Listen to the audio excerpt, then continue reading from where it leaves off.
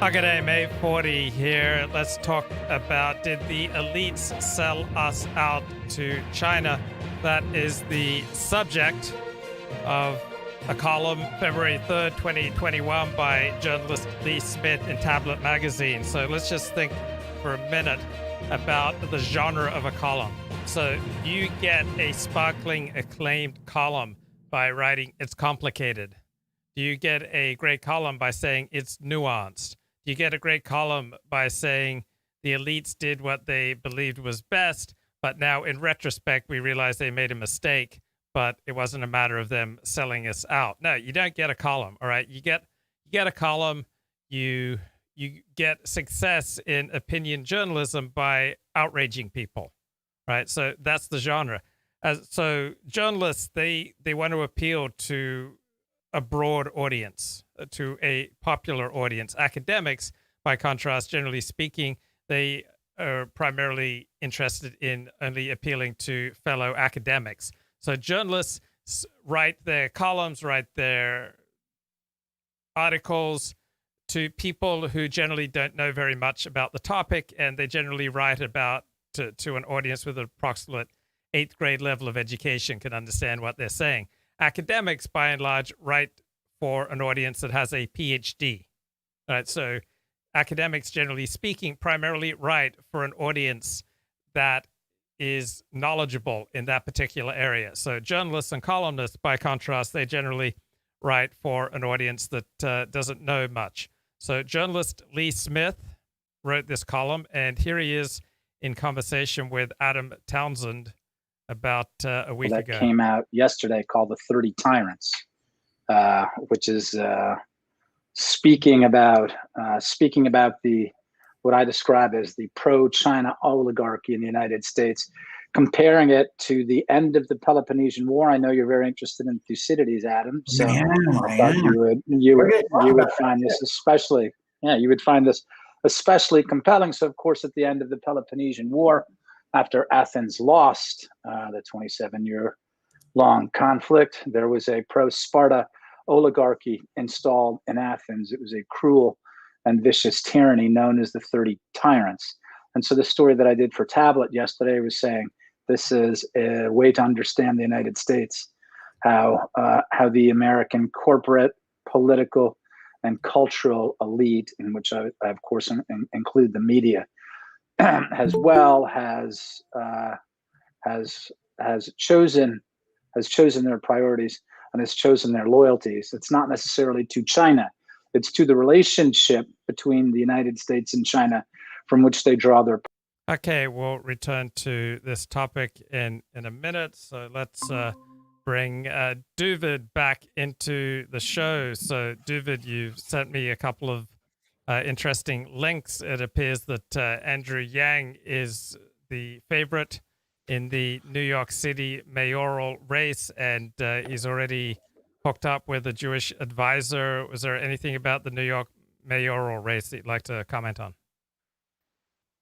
Yeah, I thought that was interesting. I mean, strategically, Andrew Yang, and you know, ironic that I know this man, Dave Schwartz, good man. I mean, he was a very young, charismatic, young Hasidic man who ran as a Hasidic, openly Hasidic person, and I think was the youngest person elected to city council, I think it is. But so Andrew Yang, you know, big mayor's race, he's the favorite now, and you chose this guy, you know, Dov Schwartz, a Hasidic Jew, to be his Jewish liaison, which in New York is probably a pretty smart decision. I mean, he might have other Jewish liaisons, and Andrew Yang might be popular among the Jewish community in general. I'm not sure, but to, you know, the black vote,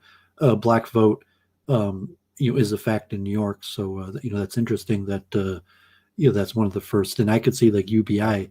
You know, anybody who knows anything about like Hasidic Haredi politics is like, yeah, I could see that like they're going to experiment with UBI, and somehow it's going to be Brooklyn that they choose to do the experiment with. Yeah, maybe you could say a word about the breathtakingly pragmatic approach of Hasidim and, say, Orthodox Jews towards politics. Well, in these days of government, like on the Democrat side, like Dave Schwartz is a Democrat, like most Jewish activists, I mean, that Luke deals with might be Republican, but I mean, factually, most Jewish activists, even Orthodox activists, are Democrats because we live in Democratic areas where almost everybody in official positions of power is a Democrat, like in New York City Council, New York inner city politics. Like I assume like 70, 80% of positions are occupied by Democrats. And that basically creates a system like, give me the Gibbs of making sure, because it's going to be high taxes, high regulation, and the government is going to have, hookups. And the way the government handouts usually work is it's not always equal, and you got to fight for your portion. And a lot of times, especially in New York City, that will basically come down to ethnic ties. There's welfare charity offices. Like I said, I did food stamps, and there were Russian Jewish women or different people that like they hooked us up. Like it didn't matter how, whether we really deserved it or not. Like they hooked us up, and that was common. Like everybody did that. That was the majority of people. I mean, not saying that. I mean, there's some level of trying to fight corruption, but I mean, generally, if you're in government and you get elected on behalf of an ethnic community, it's usually in return for promises of like getting the government to hook your community up. Yeah, so ethnic groups, including Jews, but no more so than blacks or Asians, tend to overwhelmingly vote their interests rather than vote for abstract principles. Is that fair? I mean, you could say that. I mean, they probably wouldn't agree to that terminology, that they wouldn't admit that they were voting their interests, not their principles. But I think it's an easy way to understand it. I mean, generally just Democrat versus Republican. The Democrats are more the populist, the party, by majority. But just because of coalition politics, coalition of minorities, and in New York City, where basically everyone's a minority. If there's an Anglo community, or it can't be more than like 5-10% of New York. Even like there's probably more Irish in New York than even Anglos, and certainly like Jews. There's almost like 2 million Jews in Metro New York City. That is the dominant. There might be. I think Jews are factually the dominant voting bloc in totality. I mean, there's a lot of factions among Jews, and then in Brooklyn and certain parts, you actually have Hasidic groups that factually have a black vote, where you could negotiate agreements with the rabbis or community leaders, and really get thousands or even tens of thousands of votes. So in a mayoral election, if Andrew Yang made a deal with Hasidic Jews, that could possibly make the difference of tens of thousands of votes. And how much do Orthodox Jews listen to their rabbis in determining how they vote? I would say very little. They'll let the rabbis negotiate like a union boss. I told you that before. You're saying you could look at Hasidic rabbis almost like union bosses in terms of dealings with the non-Jews. You're saying they're going to see whether they think it's to their advantage, the candidate, or not. Just like I said, voting for Donald Trump, very few to close to no rabbis openly told people to vote for Donald Trump.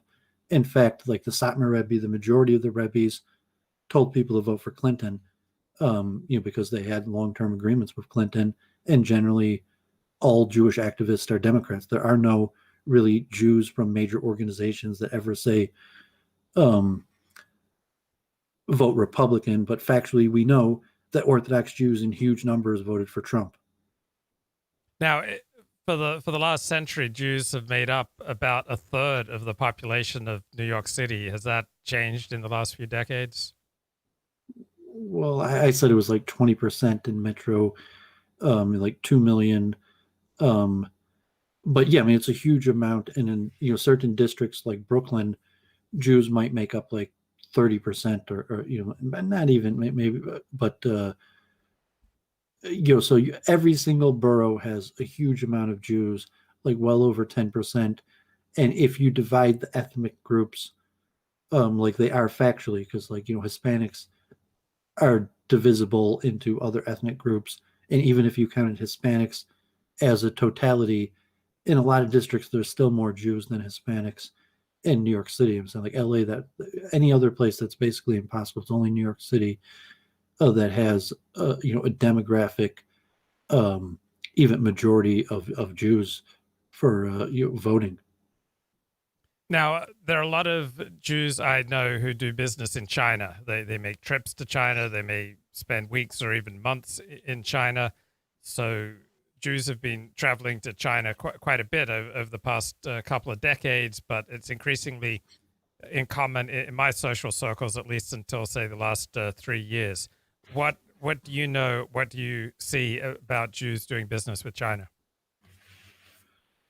Yeah, I mean, so I worked in New York like tens of jobs, and mostly for Hasidim, Orthodox Jews, and I ended up in certain jobs, more often, but I did work for a few guys that did import export auctions, repossessions or whatever, these government auctions where they buy this stuff, and some legitimate like import exports.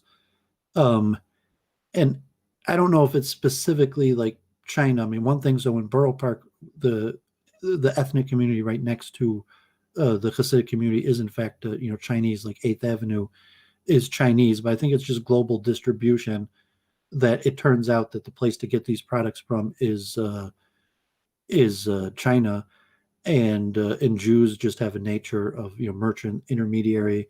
And I didn't think about it till, I mean, if you're Hasidic and you have a large family and a lot of bills, and need to make money, and you're kind of like, well, like, I'm a smart Jew, I'm going to figure some way to make a larger sum of money with a less amount of work. If that was even like historically looked at in a positive, you don't even have to like hang your head in shame to say that. Like nowadays, you have to be careful even to like proudly think like, I'm smart, I'm going to be able to, but like owning real estate, the various businesses like nursing homes take a lot of startup capital, trading stocks, but you could get some product cheaper and then sell it.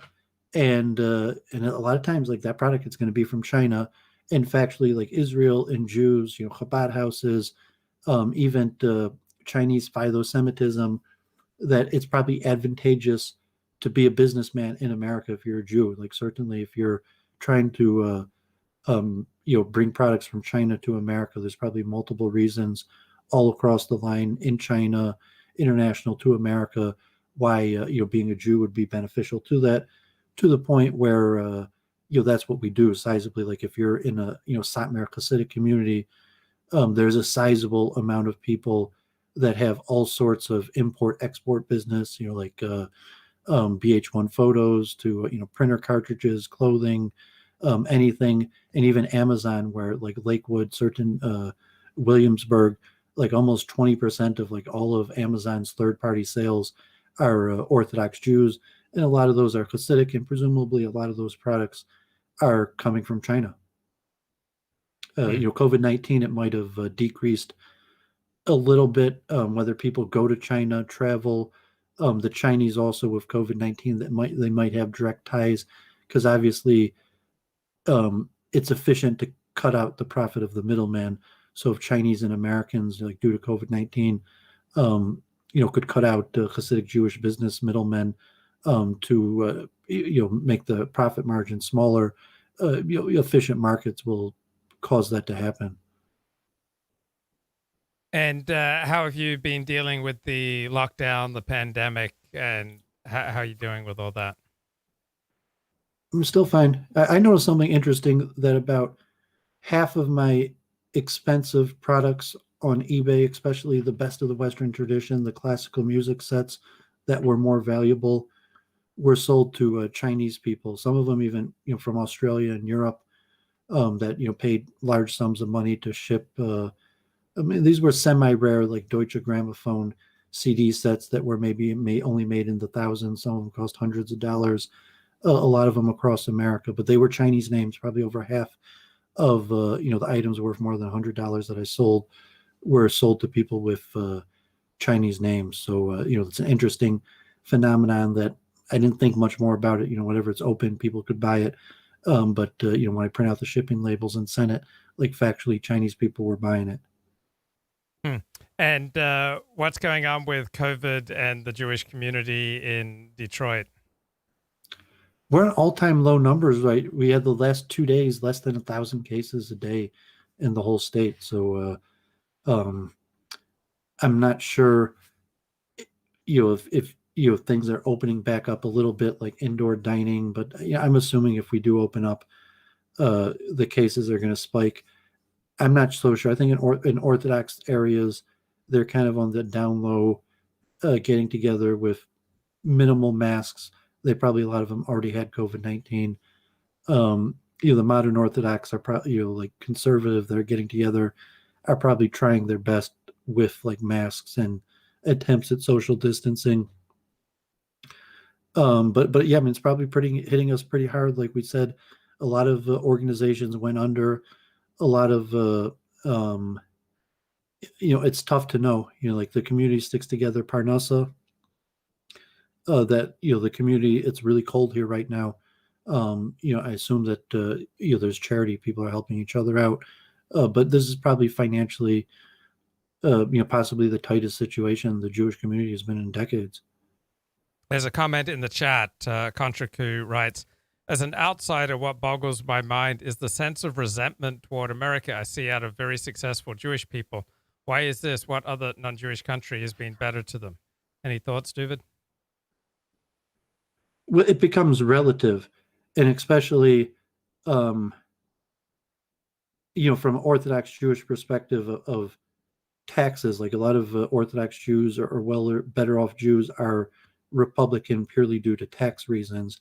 And I could see that, like, if you're an average Orthodox Jewish doctor, even from a certain perspective, it's like, you're the elite. You've, America's been good to you. You should only say thank you. But like, no, I mean, people think they're getting reamed. People think the system is rigged against them. So if you're an Orthodox Jew and you have to pay for public schools and you don't use them, you probably think you're being screwed. And there's probably a whole, list of reasons why Orthodox Jews think they're being screwed, even though relatively, we've succeeded in the American dream.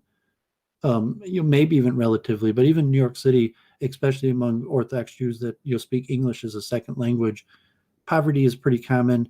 And even on a lower level, that maybe Orthodox Jewish poverty is not quite as bad as Hispanic poverty, but there's quite a few people struggling with poverty in the Jewish community. And even though there's a lot of charity, the America's more hard to get ahead. Like 10, 20 years ago, OTD person, what's an OTD person going to do today? Like, are there good jobs waiting for them? Do they really have something, that where possibly it wouldn't have been that surprising for an OTD person to end up in university or end up finding some way to become financially successful?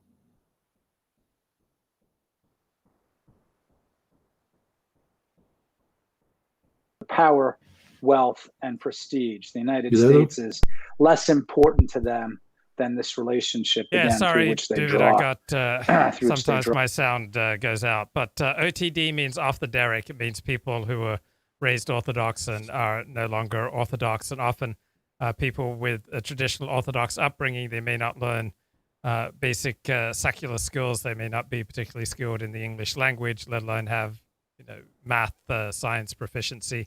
So that can make it difficult for them to find a job. Do you want to add anything to that? Yeah, well, I was saying that, historically, we could be middlemen or merchants. And, like even here in, we got Israelis selling like hair care products in malls. But COVID-19 will make that entrepreneurial spirit of Jews even more difficult. Yeah, and I don't think there's any difference between, say, Jewish resentment towards the center, towards the core, than any other minority group. What we're really talking about here are just social dynamics. And so it seems to me that Jews on average have less resentment towards the core white Christian America than other minorities. I mean, generally speaking, Jews seem to have less resentment towards America than blacks. I don't notice a lot of resentment by Latino Americans towards core white Christian Americans, but it's just basic social psychology. It's just the way that human beings organize themselves. Is that if you're not part of the core of a country, you are just much more likely to have resentment of the core. So the stronger your Jewish identity, the more likely you are to have a suspicion and negative feelings towards outsiders, just as the stronger your Muslim identity or the stronger your gay identity or the stronger your Buddhist identity, the more likely you are to have suspicion of outsiders. So I don't think resentment of the white Christian core of America is particularly strong among Jews as compared with other minority groups. What's your thought, Dooovid? Yeah, and saying every Jew in America knows that we're largely on the inside.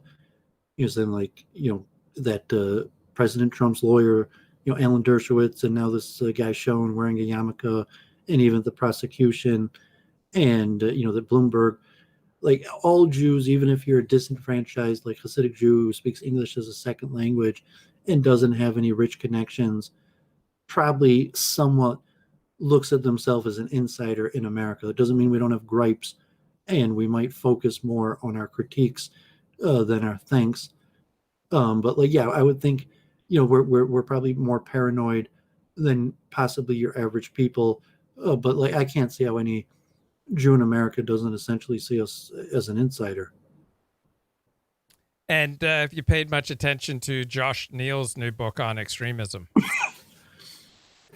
I watched his interview or two. I think he spoke with Eric Stryker, and that was somewhat interesting. And I think it was another channel that he was on. I didn't buy the book. It was just too expensive. Like if it was $10 maybe, but it goes against my principle to pay that much. So maybe if the price comes down. But it did seem interesting. He's an interesting character. Pardon me. I think he was actually educated and in psychology and had a little bit of a knack for public psychoanalysis. He did take off as a little bit unfriendly to me, multiple times. And, but he did have some talent, so it'd be interesting to see his book. I'm not sure exactly the take. I think he talks more of a psychoanalysis. Might be interesting related to you yourself, where basically society, the elites have been handed over to psychopaths. So I think he had somewhat of a thesis in that, although I haven't read the book, so it may not be worth making conjecture about his thesis. I'm not sure if you were able to get a hold of the book or garner like some of his research on the normalization of psychopathy. Yeah, no, not yet. I listened to a little bit of his interview with Eric Stryker. I'm just curious, what's been your firsthand experience with psychology, therapy, psychiatry? Well, I mean, I ended up going to this, like Freudian school. Plus I was like a child prodigy. I was very good at chess, so I had a lot of people that wanted to study me, or that I talked to as a kid that I was able to garner information. My dad was pretty skeptical of psychology, medical doctor, kind of like science, that the science behind it was questionable. But obviously I love psychology. I take more a mystical approach now than a medical approach, because I think the soul, it's too difficult to conjecture like psychoanalysis from assuming the soul arises from the physical. So you almost have to assume like that there's some separate your driving entity. But we've talked about that. I could do kind of an atheistic, but I love psychology, studying what motivates people. I took multiple courses. I almost I probably had enough courses for a minor in psychology. Even what I read, maybe even like 10-20% of the books I read have bent towards psychology, that maybe it's even my favorite subject. And what have you been reading this week? I'm still reading these books on expertise. I did my stream on reincarnation. I read these interesting books on Judaism and the history of Kabbalah and esotericism in reincarnation. And I wanted to tell you this like awesome word. I told it on Charles Moskowitz. I read it in my stream. I think it was a made up word. I looked for it. I couldn't find it, but I immediately knew what it was when I read it, what it was supposed to mean. And I think we've talked about this tens of times, and it was related to your reincarnation, where now generally the majority of Jews say we believe in reincarnation, especially from the Orthodox. However, historically, there's little evidence we historically did, and the evidence shows that it kind of entered into Judaism from like, in Europe around 1,000 years ago, and then slowly became accepted. But this academic paper I was reading used the term anachronisation as like, that's an awesome word to explain like the process that, the Kabbalist anachronized reincarnation. I mean, you like that word, anachronization? I don't. I don't. Anachronism, I've heard of. Anachronistic. So anachronism refers to something that belongs to a different time period. So anachronization, I never heard that before. Yeah, so it's specifically in terms to like the Orthodox rabbis, and we've talked about in terms of like matrilineal descent, Anachronism. Noahide laws, reincarnation. It's the idea that from the academic, like mostly Jewish, Israeli, heretical perspective of the history of Judaism, is what the rabbis did was they got a new concept, probably from the Goyim, and they anachronized it into Judaism, meaning that they incorrectly assumed that Jews always believed it, and then looked for sources in the Torah, the Tanakh, the Talmud, that could be used to show possibly that Jews always believed it, even though pretty clearly that Jews never really believed this. Anachronism. And so the process of anachronization, it seemed like a good word. And you think from like all the conversations we've had on these Jewish issues about why Jews do what we do, and how is it possible that like, these things today are universally Jewish, even though pretty clearly, they weren't Jewish long ago. And so, it's this process of anachronization that even me and Luke probably, do in a lot of our conversations. Yeah. So anachronism, one of the meanings is an act of attributing a custom, event, or object to a period to which it does not belong. Okay, Dooovid, any final words for today? Yeah, I guess Shabbat Shalom, and good to be in contact. I finally put out the Ask the Rabbi on reincarnation, and it's actually this week's Parsha. I haven't been doing the Parsha, but the Parsha's Mishpatim is where the Zohar gives the detail into reincarnation, because it's the Levirate marriage, where reincarnation is most closely hinted to in the Torah, when the brother dies without any children, and his younger brother marries his widow's wife in order that his child should live on through him, which even in ancient times was likely to be interpreted through reincarnation. But I felt good making the stream, doing my studies, and hopefully I'll have the strength. I'm going to produce another few Ask the Rabbis, and then Root and Branch in Jerusalem hopefully we'll get going. And me and Jennifer, me and Luke, a lot, I would like to, Charles Moskowitz, push an audience that is interested in talking about these issues. Like I find myself watching Mark Shapiro every week now as his stuff comes out, and he even said next week he's talking about reincarnation. Do Jews actually believe in it? But I was telling Charles that we were talking about censorship today, and me and Charles both agreed that essentially censorship is a Jewish value. That by definition, orthodoxy implies correct belief, and the way to have correct belief largely is through censorship, even though we promote free speech in terms of that. So, but because the proof that Jews are generally pro censorship is how hard it is to get people to come on and talk to us and do these shows. So I appreciate Luke, you being there each night and talking to us, and hopefully we'll be able to build up more conversations. Okay, great, Dooovid. Good to touch base with you. So, primary topic for tonight's stream is this column in Tablet magazine, and the subhead is "The deal that the American elite chose to make with China has a precedent in the history of Athens and Sparta." Now, I think this is a little bit overstated because the deal that the United States made with China was simply to allow Americans to buy cheap products if they wanted to. So it's not quite as nefarious, at least on the surface, as it may otherwise sound. So we're enjoying a little bit from the soundtrack from the most influential movie never seen, Apricot Sky. If you've been having problems like understanding movies like Mulholland Drive or movies like Tenet, the movie Tenet, big 2020 movie directed by Christopher Nolan, you can't really understand Christopher Nolan. And he's got an enormous oeuvre, but you can't really understand Christopher Nolan unless you understand Apricot Sky, because Apricot Sky just you can just see the obvious influence that Apricot Sky had on Christopher Nolan, on David Lynch, on many of the most innovative Hollywood directors, but nobody ever talks about. It's just been completely hushed up.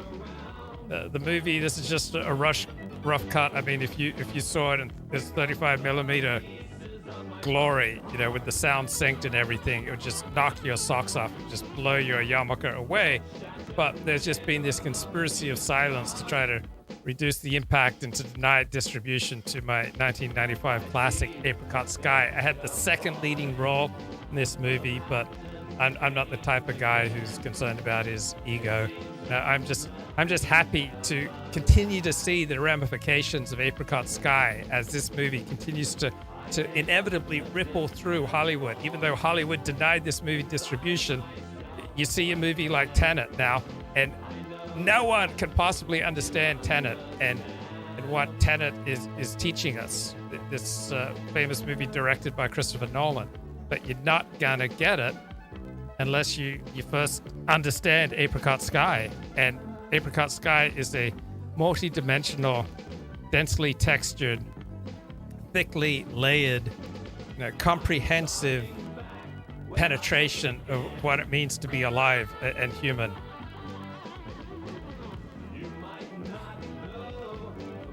Man, I was really sucking in my stomach for this scene. This was just like a year after I got off my sick bed. So I have to praise Nadil.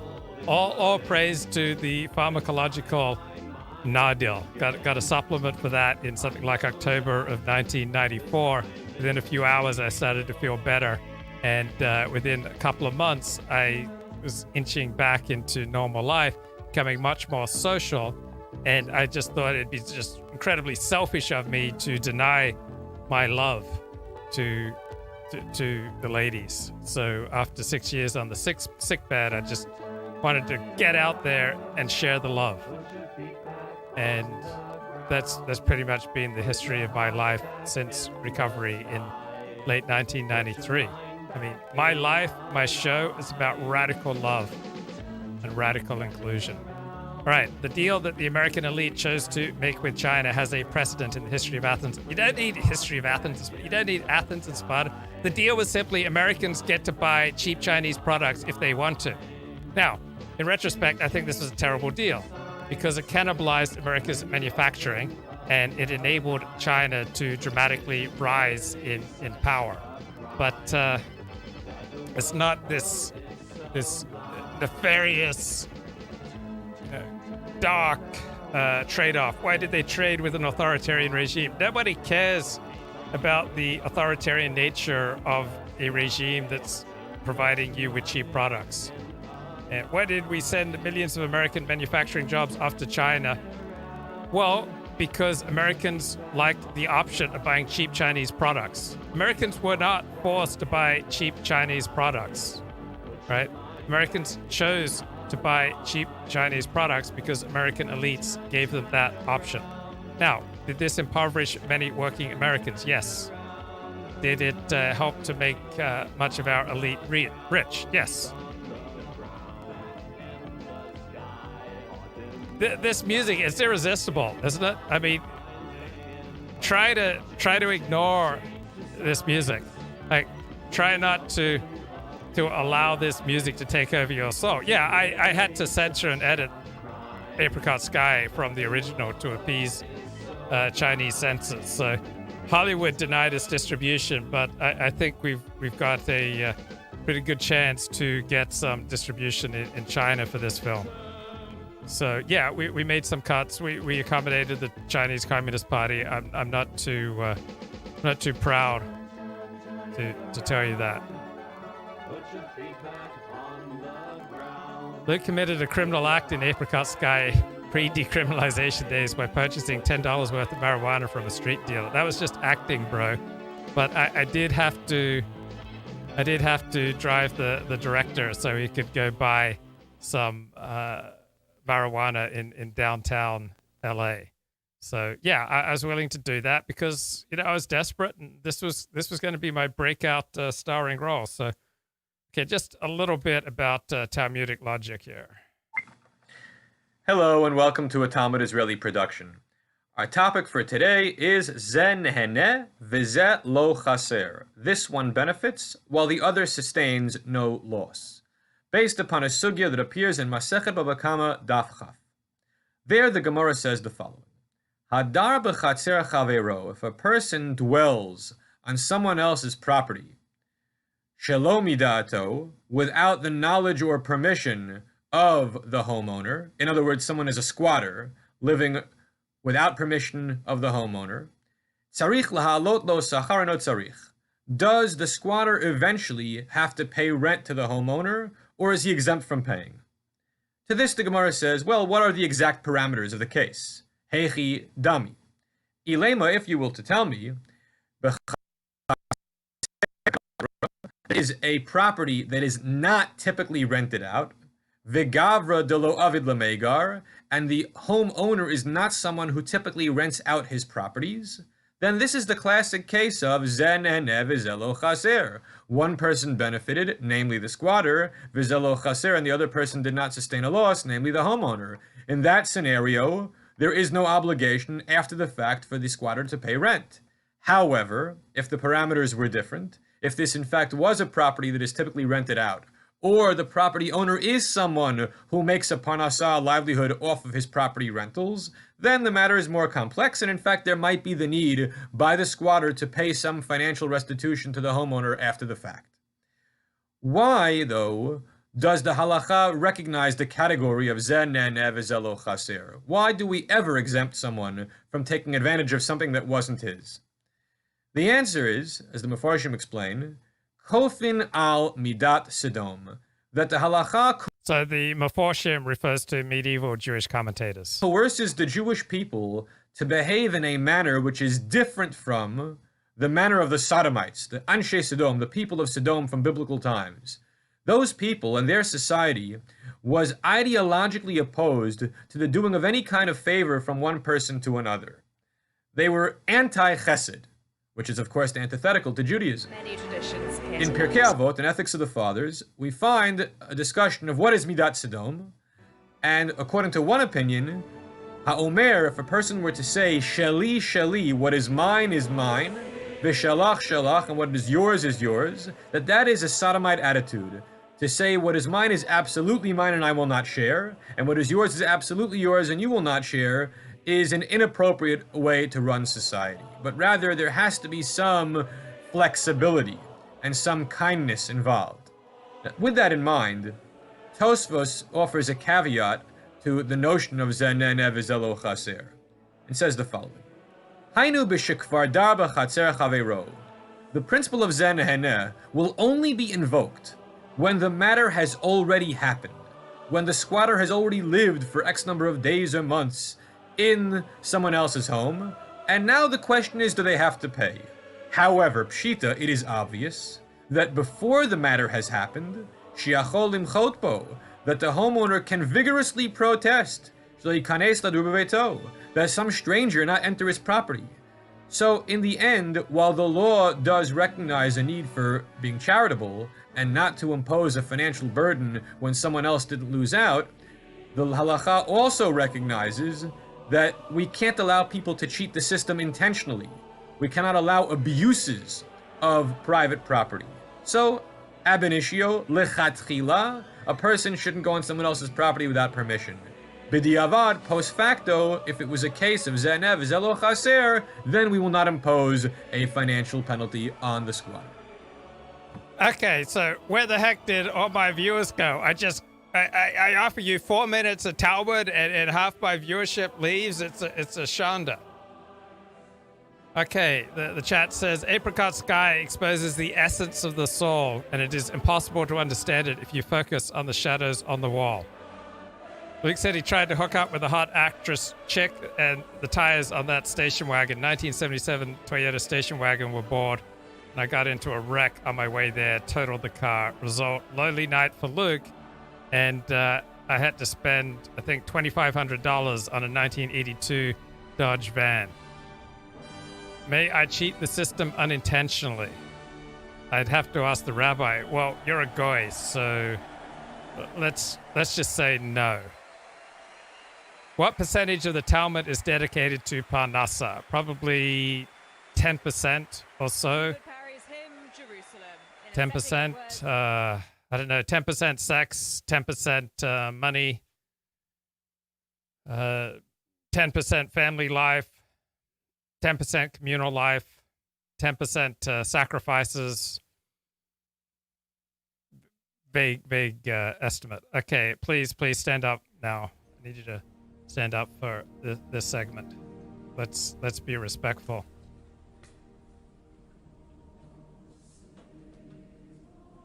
So for decades, American policymakers and the corporate class said they saw China as a rival. Now, why did they change in the 1990s? Why did we let China into the World Trade Organization in 2001? In retrospect, this was obviously a mistake. So why did American policymakers trade with an authoritarian regime, send millions of American manufacturing jobs off to China? Because it gave Americans the options to buy cheap goods if they wanted them. It wasn't just because it made them rich. They solved their consciences by telling themselves that they had no choice but to deal with China. This is a problem with Lee Smith, and this article is just a series of assertions. He doesn't provide any evidence. China was big, productive, and efficient, and its rise was inevitable. Well, I don't know any elites who offer that argument. The American workers hurt by the deal deserve to be punished, but where's the evidence for that? Right, God save the Queen.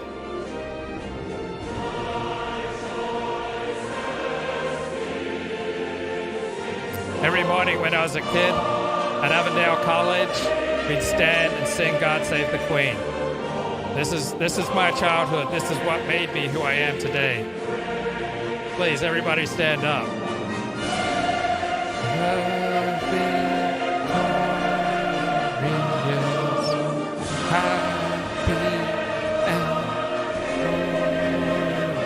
Yes.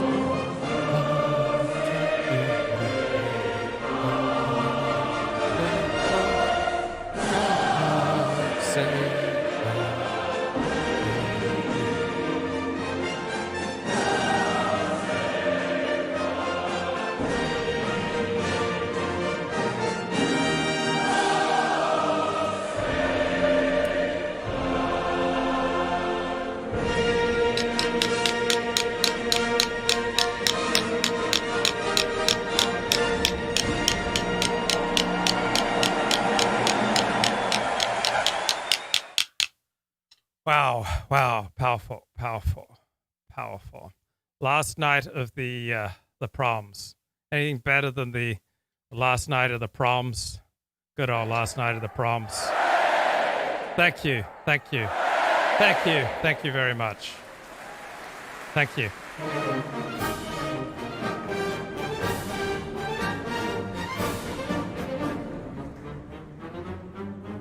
Okay. Back to our subject.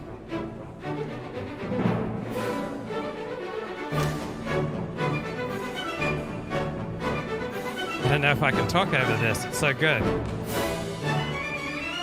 Because of Trump's pressure on the Americans who benefited extravagantly from the U.S.-China relationship.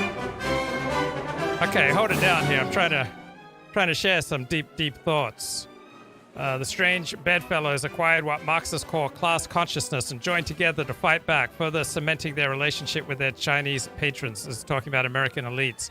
United now against Trump, these disparate American institutions lost any sense of circumspection or shame about cashing checks from the Chinese Communist Party. Well, do most people have shame about whose checks they cash? I mean, I made money for years writing about the porn industry. Like after I washed off the male essence from the bills, I deposited them in the bank. No matter what horrors the Chinese Communist Party visit on the prisoners of its labor camps, I don't think it's not normal in the human condition to care much about outsiders, including Uyghurs. No matter what threat Chinese spy services and the People's Liberation Army might pose to national security. Think tanks and research institutions like the Atlantic Council, the Center for American Progress, the East-West Institute, the Carter Center, the Carnegie Endowment for International Peace, the Johns Hopkins School of Advanced International Studies, and others gorged themselves on Chinese money. Yeah, like they were going to turn it down. It's like, here's $10 million to endow a professorship in Chinese studies. Who's going to turn that down? The world-famous Brookings institution had no scruples about publishing a report funded by Chinese telecom company Huawei that praised Huawei technology. Okay, so a lot of good points in this article.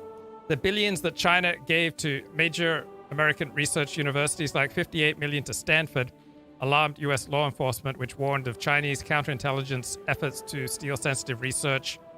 But the schools and their named faculty were in the business of selling that research, much of it paid directly by the U.S. government, which is why Harvard and Yale, among other big-name schools, appear to have systematically underreported the large amounts that China gave them. All right, this is a pretty good point. And here is the author of this piece, columnist Lee Smith, talking to Adam Townsend. This is actually, so I'm doing a lot of work on, not China per se, but the U.S.-China relationship and how that's basically fed the American elite since, certainly since the 90s, certainly since the Clinton administration in 1994, when Bill Clinton decided to delink human rights from trade practice. And that marked something very novel there in the history of the United States foreign policy as well as trade policy. So this is a part of my ongoing work, which really started with the plot against the president, describing the corruption in our elite. The plot against the president was published in October 2019. The subtitle is The True Story of How Congressman Devin Nunes Uncovered the Biggest Political Scandal in U.S. History. And Amanda Milius, an excellent... Okay, so I think he's a little hyperbolic. I mean, really, did Devin Nunes uncover the greatest scandal in American political history? Okay, this is the way journalists talk. It's not so much the way academics talk. So he's talking to an audience that doesn't know anything about his topic. And that's why I much prefer the academic approach. Academics are, generally speaking, only to other academics who are specialized in the same topic. Talking to a much narrower audience, but an audience that knows what it's talking about. Filmmaker, turn that into a documentary. It's really terrific. I hope that your viewers, if they haven't had a chance to look at that yet, will look at her film, and we'll also pick up my book, which is also now in paperback. But this was a specific look, Michael Beckley. So this is why focusing in particular on what the FBI had done, approach. Starting bring them into the world community, increase freedom in that country. Should that still be a goal, to pursue freedom and human rights for China? Yeah, I mean, I think you obviously want some balance in policy. And I think an article that the National Security Advisor Jake Sullivan wrote with Kurt Campbell, I think it was a couple years ago in Foreign Affairs, where their phrase was competition without catastrophe. So you want to do things like reinforce the military deterrent. You want to press China on its human rights abuses, which by all accounts are getting much worse every single year. But at the same time, you want to look for points of common interest. And there are clearly lots of common interests between the two countries, whether it's on climate change or limiting nuclear proliferation or just shoring up the global economy. So there's plenty of common ground there, and certainly you should be open to engagement.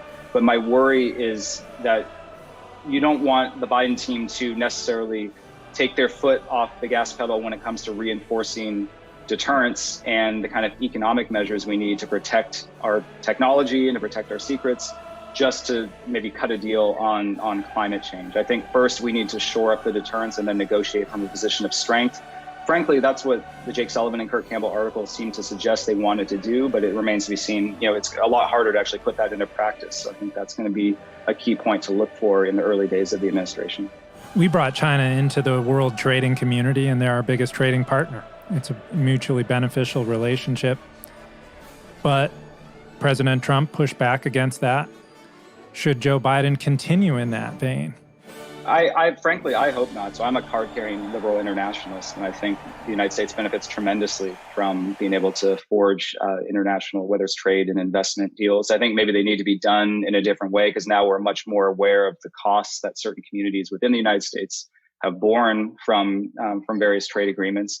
But Okay, do you understand why I prefer the non-hysterical academic approach to the more hyperbolic journalistic approach? idea that the United States should just erect a wall and adopt an America First policy would be, of course, totally short-sighted and overturn 70 plus years of U.S. grand strategy. So I think a lot of people now rip on engagement and say it was this horribly misguided policy. I think it was the right policy at the time, because what other choice was there other than to just now that the Cold War is over, we're just going to go and try to fight a Cold War with China? It didn't make any sense. So it's not nearly as exciting as the Lee Smith approach. It's just more wise and more informed. So you at least wanted to try to encourage China to become a responsible stakeholder in the liberal international system.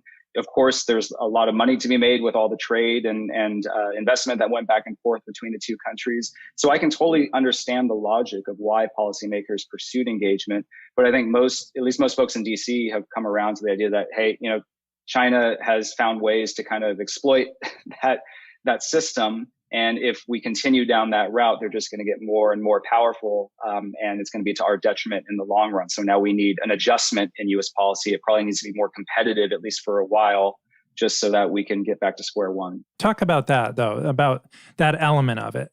I mean, if they're stealing our intellectual property, if they are engaging in unfair trade practices, if they are acting aggressively on the world stage. Okay, back to journalist Lee Smith, his analysis in Tablet.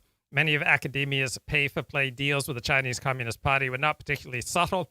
In June 2020, a Harvard professor who received a research grant of $15 million in taxpayer money was indicted for lying about his $50,000 per month work on behalf of the Chinese Communist Party to recruit, to cultivate high-level scientific talent in furtherance of China's scientific development, economic prosperity, and national security. I've had friends who talked to Chinese American students, and when these Chinese American students were explaining the topics that they were studying at university, they said it was to help their mother country, and they did not mean the United States. They meant China, even if they never even visited China.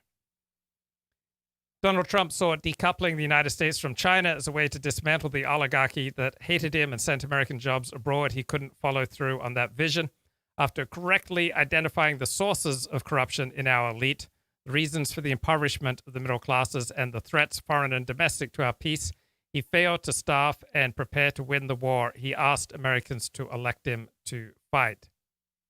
And because it was true that China was the source of the China class power, the novel coronavirus coming out of Wuhan became the platform for its coup de grace. Americans became prey to an anti-democratic elite that used the coronavirus to demoralize them. So this is just so hyperbolic and conspiratorial. To lay waste to small businesses. The average small business in America, according to one 2016 survey by a major American bank, has only 27 days of cash reserves. That's not a serious business if that's all you have. Leave Americans vulnerable to rioters who are free to steal, burn, and kill. Rioters are not free to kill. Right? So this is why I have a hard time with Lee Smith. He makes some good points, but then he follows them up with hyperbolic points too. For Americans to keep their children from school and the dying from the last embrace of their loved ones, and desecrate American history, culture, and society, and defame the country as systemically racist, to furnish the predicate, the predicate for why ordinary Americans, in fact, deserve the hell that the elite's private and public sector proxies had already prepared for them. So, it's just so disgusting, this hyperbolic conspiracy mongering, playing to the worst instincts of the mob. What can we do beyond containing them and continuing to engage them? In other words, how can we punish them? How can we inflict some pain to let them know that there are consequences? Yeah, so I think the initial steps, the United States has already. Yeah, so much of this essay, he's not really saying anything. He's just making assertions, providing no evidence. On the other hand, he does mix it up with some useful anecdotes and nuggets of information. But I much prefer this academic approach by Professor of International Relations here, Michael Beckley, author of the book Unrivaled, Why America Will Remain the World's Sole Superpower. Put a number of restrictions. So again, I'm all in favor of liberal internationalism, but I think in the short term, you might actually need some aggressive unilateralism when it comes to trade and investment restrictions, at least in the short term. So the United States has already, CFIUS, that body has already been limiting Chinese investment into the U.S. That's the government agency that monitors foreign investment in the United States. Thank you. CFIUS. But on the outbound stuff, we still don't really have that great of export controls. It's still relatively easy for multinational companies to cut deals with China to trade certain pieces of technology, again, for market access. There's also not really great restrictions on outbound investment from the United States to China. And so a lot of American money is still being used directly to finance China's repression. So if you want to hear this entire 30-minute podcast, there's a link in the video description. If you want to see all of this Adam Townsend conversation with Lee Smith, there's a link to this in my late video 2015 to target the Donald Trump campaign for presidency on behalf of Hillary Clinton. Right? We know very specifically now exactly what happened. They were worried about Hillary Clinton's emails going public. The problem wasn't that they were classified. The problem was presumably there was a whole bunch of dirt on them. The Clinton campaign was very worried about it, and so was the FBI. So that was the project. And this is why people say it's worse than Watergate. Because in Watergate, what happened was the committee to reelect President Richard M. Nixon hired a bunch of former spooks, CIA and FBI people. In this case, the people who were working on behalf of the Clinton campaign were still employed. We're still being paid by American taxpayers, by you and me. So again, that was a. Okay, so if you want more of Lee Smith, the link is in the description. Let's get a little bit from Mark Steyn and Glenn No case Greenwald. to answer, my lord.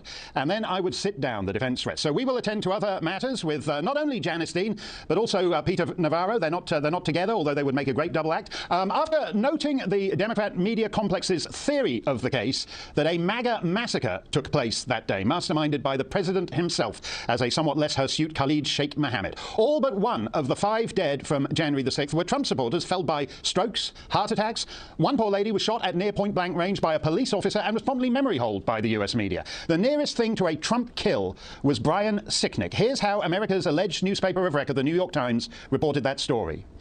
Still, he dreamed of being a police officer, then was killed by a pro-Trump mob. The reporters were Zolan Kano-Youngs and Tracy Tully. On Wednesday, pro-Trump rioters overpowered Mr. Sicknick and struck him in the head with a fire extinguisher, according to 2 law enforcement officials. Falsehood flies, said Jonathan Swift, and the truth comes limping after it, so that when men come to be undeceived, it is too late, the jest is over, and the tale has had its effect. The falsehood flew on the wings of the New York Times for weeks, and the tale has had its effect. There are millions of Americans who will still believe, 3 decades hence, that Officer Sicknick had his skull smashed by Trump supporters wielding a fire extinguisher. There was no such fire extinguisher. No, quote, bloody gash in his head, per the New York Times. The truth, meanwhile, is not limping along after the Times falsehood. The truth is still walled up in the DC pathology lab, unknown to the world. If you've ever been at a crime scene, as I once was very long ago, you'll know the policeman always wants to know the cause of death immediately, and the pathologist always wants to get the body back to the laboratory for a proper examination. Certain things can be ruled out in in an hour or two. Blunt force trauma,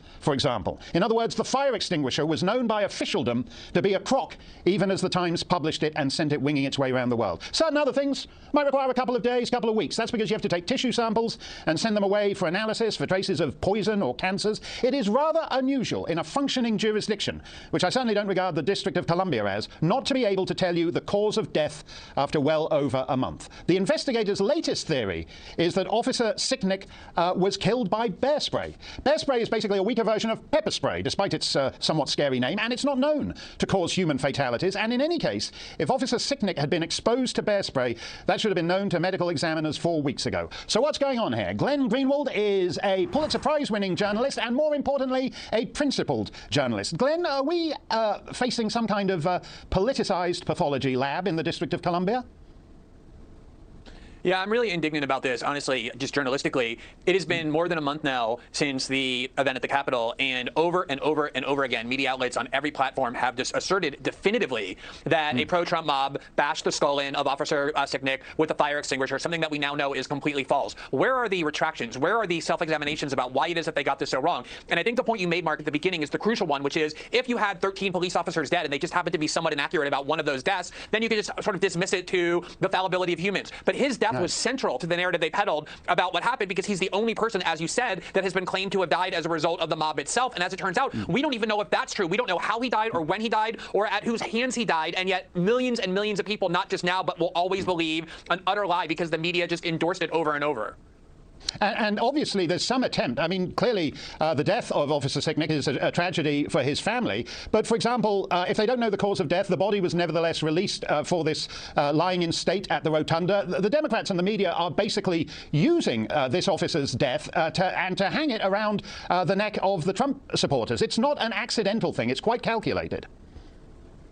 Precisely. I mean, go and look at how many deaths of police officers occurred during the riots and protests over the summer from Black Lives Matter and Antifa. Numerous ones that were almost completely ignored. They don't care about the life of Officer Sicknick. They seized on him because he was the only person that they could use to peddle the narrative they wanted to create that would create the melodrama needed to get people to pay attention, which is if a mob breaks into a Capitol and doesn't kill anybody, it's a much lesser story emotionally, politically, culturally, than if the mob came in and actually murdered someone in this barbaric and savage way. They needed that lie for the political narrative that they wanted to peddle. That's what makes this so pernicious. None of them ever questioned it. None of them asked why, if he were murdered so brutally, nobody had been apprehended. They didn't want to question it or interrogate it. They wanted to simply assert it without the slightest regard to whether it was true or not.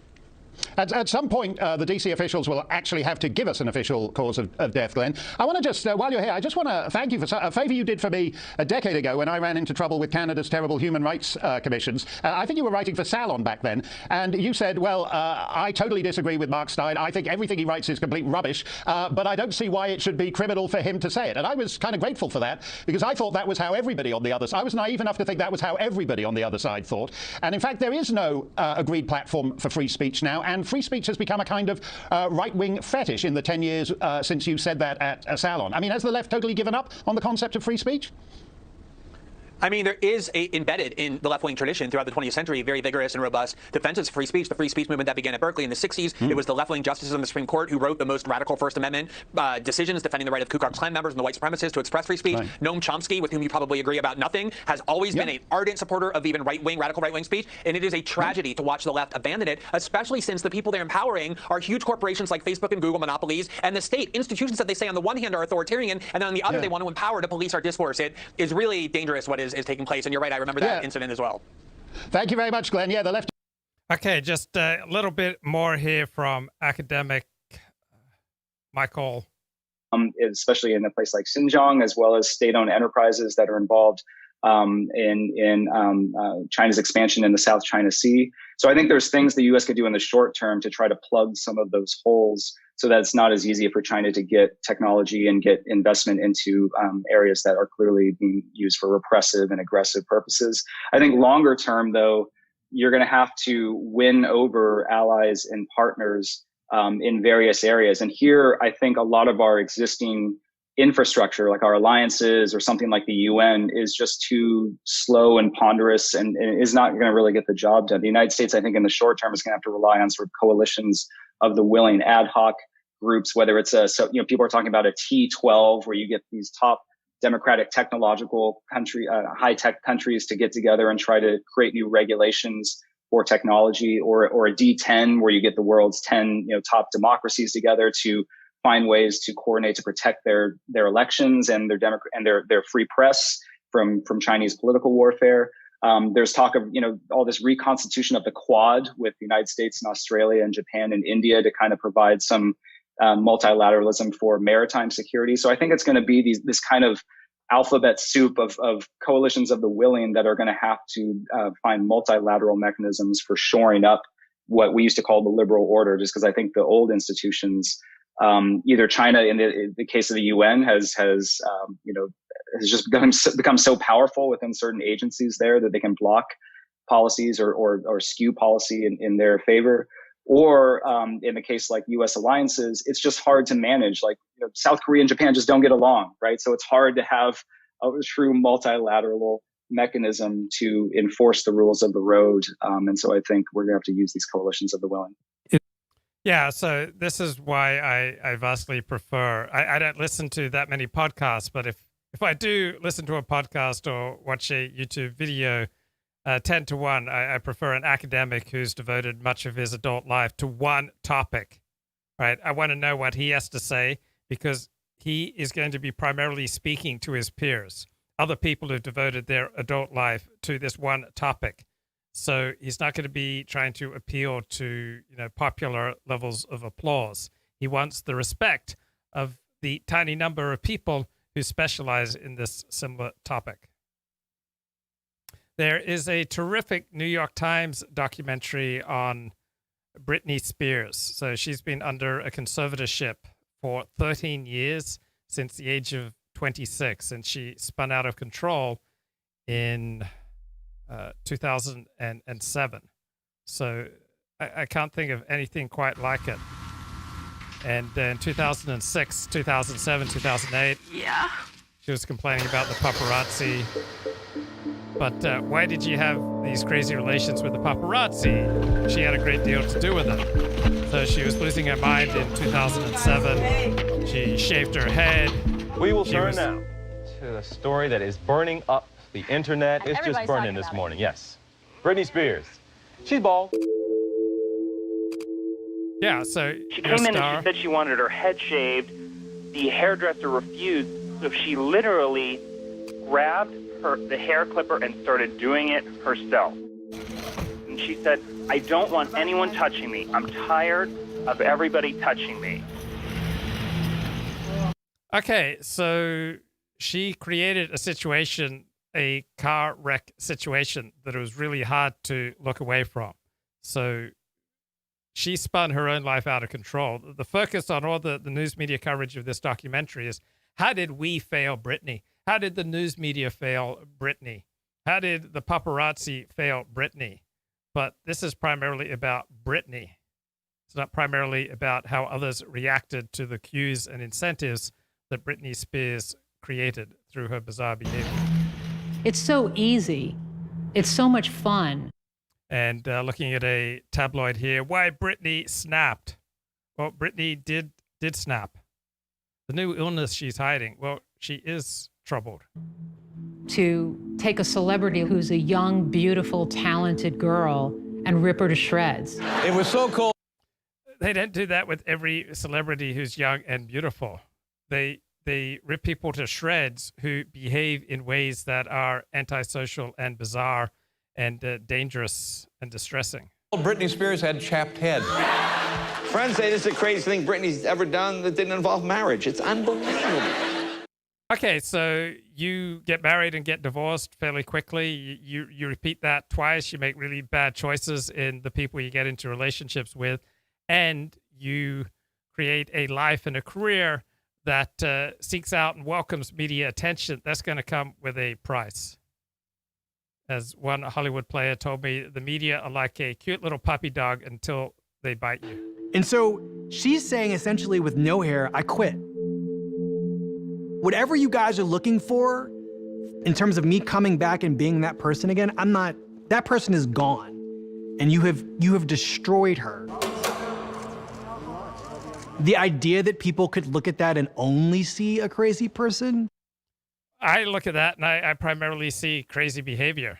I think he's reading into Britney's choices more than is actually there. He's taking the romantic approach that there's much more to reality than really is there.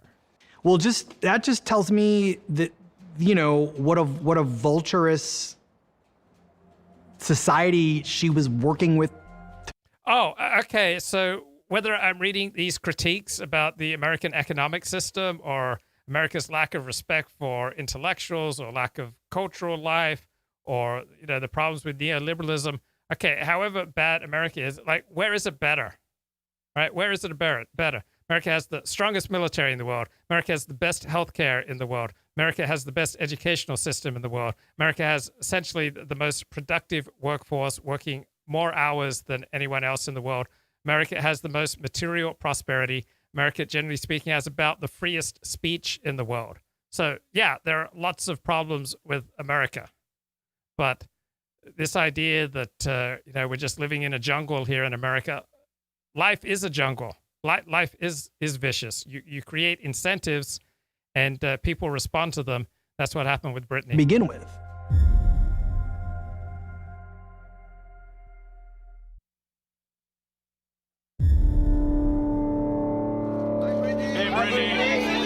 It definitely gives me a different perspective of it now, you know, especially after so many years.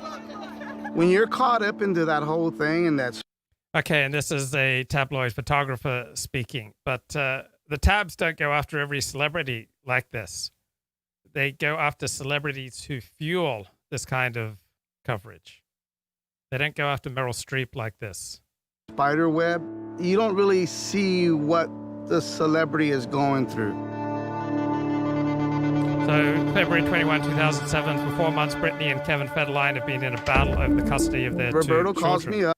Okay, so when you make babies with people who you're not a good fit with and you break up, that's going to cause trouble. And you play a very significant role in that. You're not just a victim, right? If you're fighting with your ex-husband over custody, you're not just purely a victim. He goes, Dano, don't call anyone.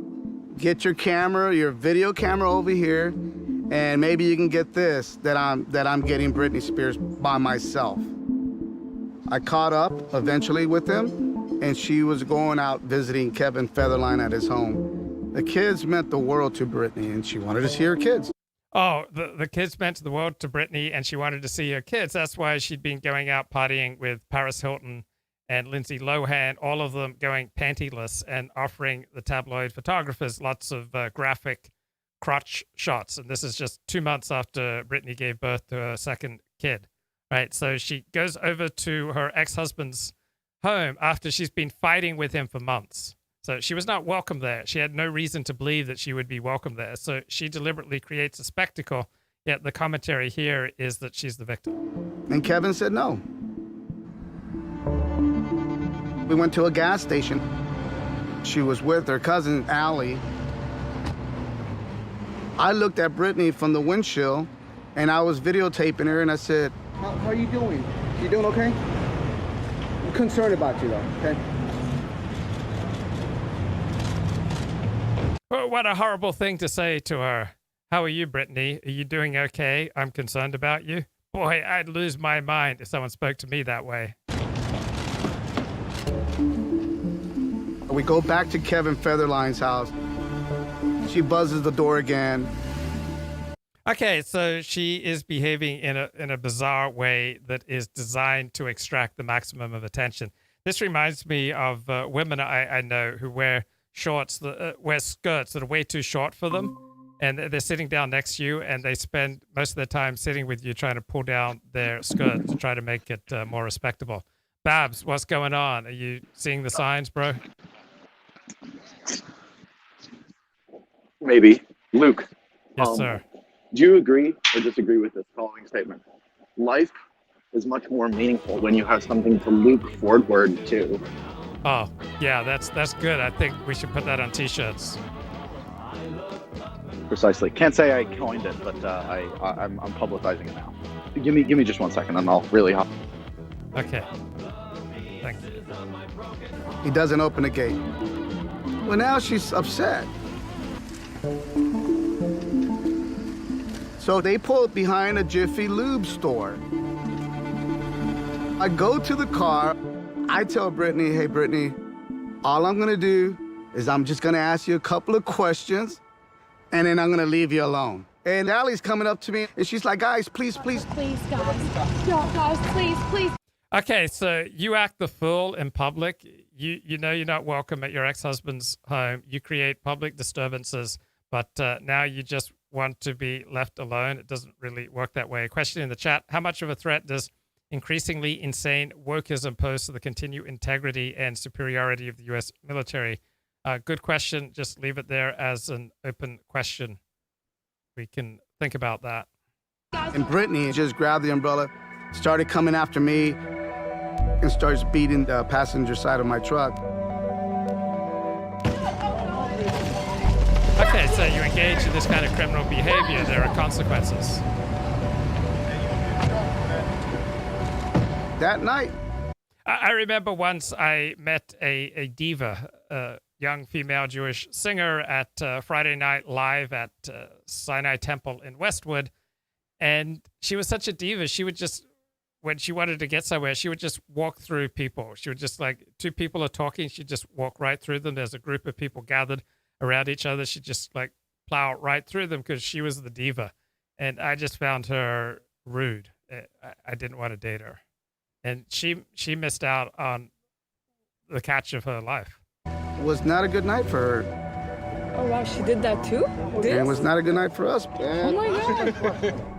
It's like the Kansas City Chiefs or anyone who plays the Tampa Bay Buccaneers. The Tampa Bay center, he plays not just to the whistle, but 2 beats past the whistle. So you're going to find it annoying, but if you retaliate, the flag is most likely going to be on you, not on the Tampa Bay center. So the paparazzi may be annoying, but if you start physically attacking them and beating them, you're going to pay a price.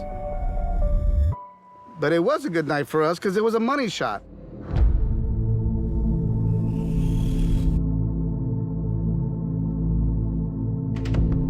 Do you think the paparazzi being around affected her at all? I don't really think, and I don't really believe, because she was behaving bizarrely and badly with regard to Kevin Federline. It wasn't something that was induced by the paparazzi. She made all sorts of bad decisions on her own without respect to paparazzi. You know, working on her for so many years, she never gave a clue or information to us that I don't appreciate, you guys. Leave me the F alone. What about when she said, leave me alone? There were times where she like, can you leave me alone for the day? But it wasn't like, leave me alone forever. You know what I mean? Yeah, so many of us welcome a certain level of attention, and then circumstances change, and suddenly what used to be a pleasing level of attention now becomes annoying. Human beings are fragile and volatile and dangerous. The shaving of the head, the umbrella scene with the paparazzi, stints in rehab where she blames you for that and your relationship with her begins to dissolve. What is happening to your family at that point? It was so crazy at that time. Britney's I don't mother. think anybody was even trying to sit and think of what was going on. We were just... So Britney and her father divorced in 2002.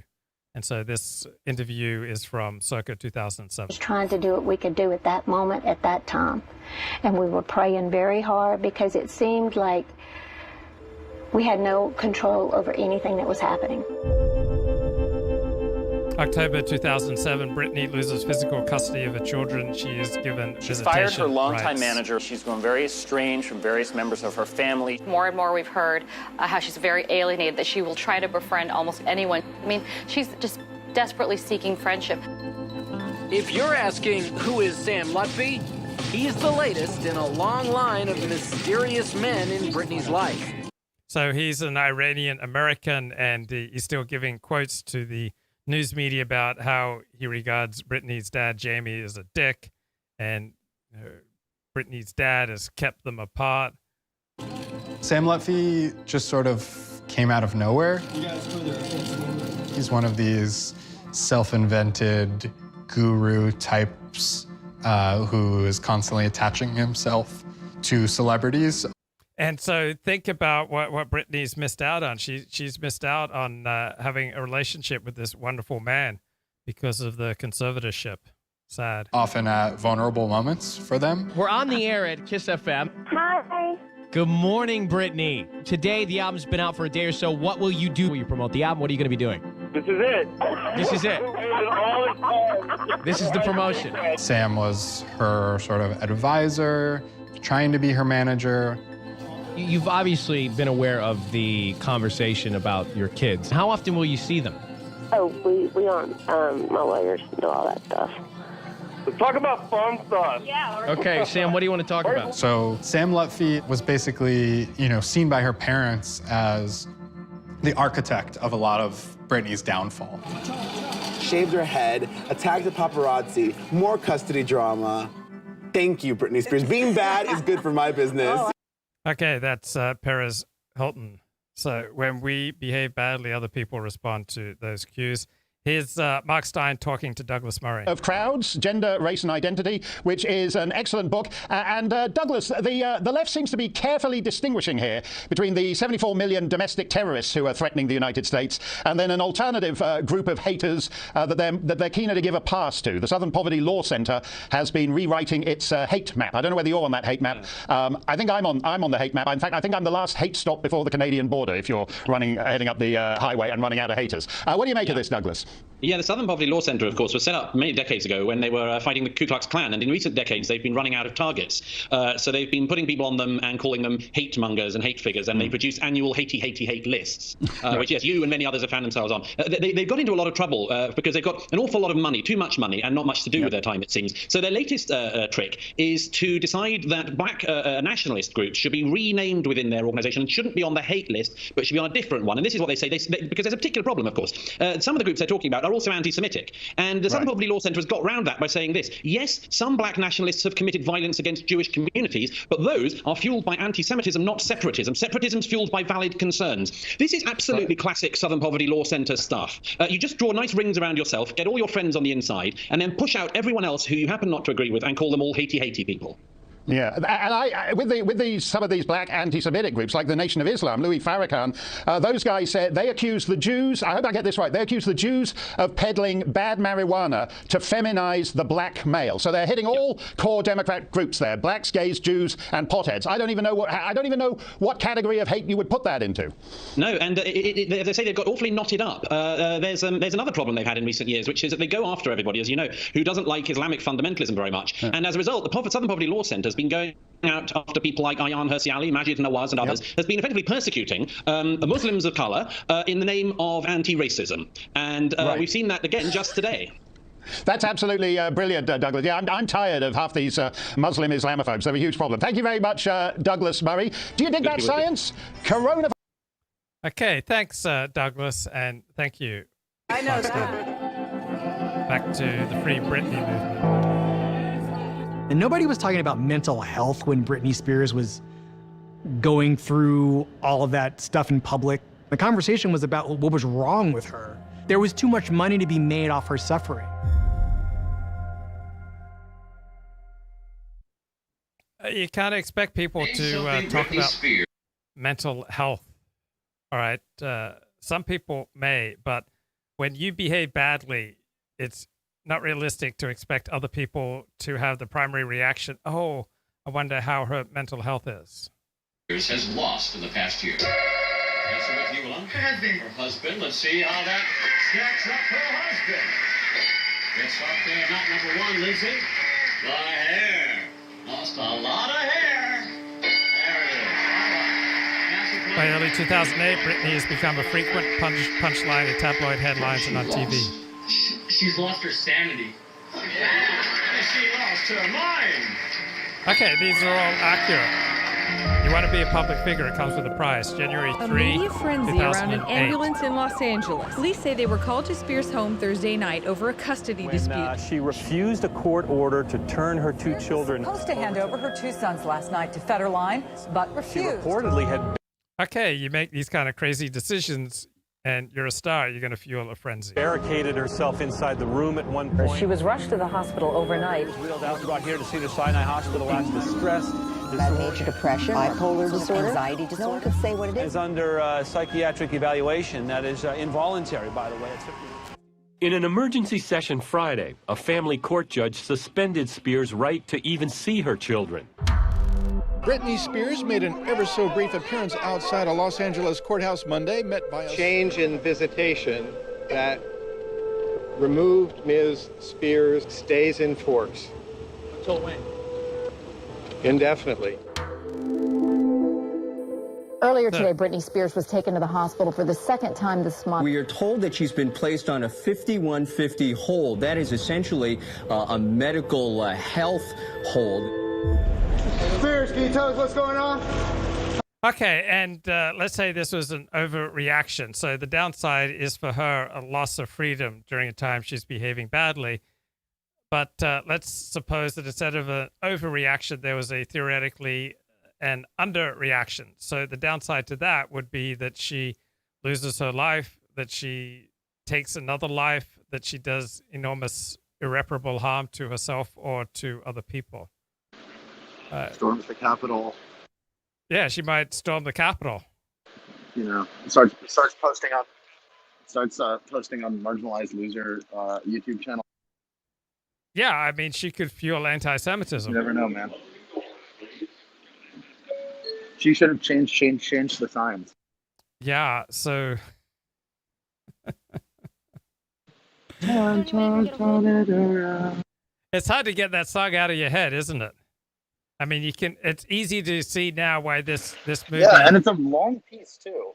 Yeah. You can see the influence this had on Christopher Nolan. I mean, this movie was groundbreaking, you know, graphically, pictorially, acting, story, and music. We can never forget the way that this movie just completely changed the whole way we relate to each other, we relate to China, we relate to the darker parts of ourselves, and probably helps be on a lot of drugs while you're watching this movie. Babs? Apricot Sky 2. Apricot Sky 2. That's what we need, Apricot Sky 2, the sequel. Exactly. We continue the story. What happened to the medallion? Exactly. And what happened to me, my character?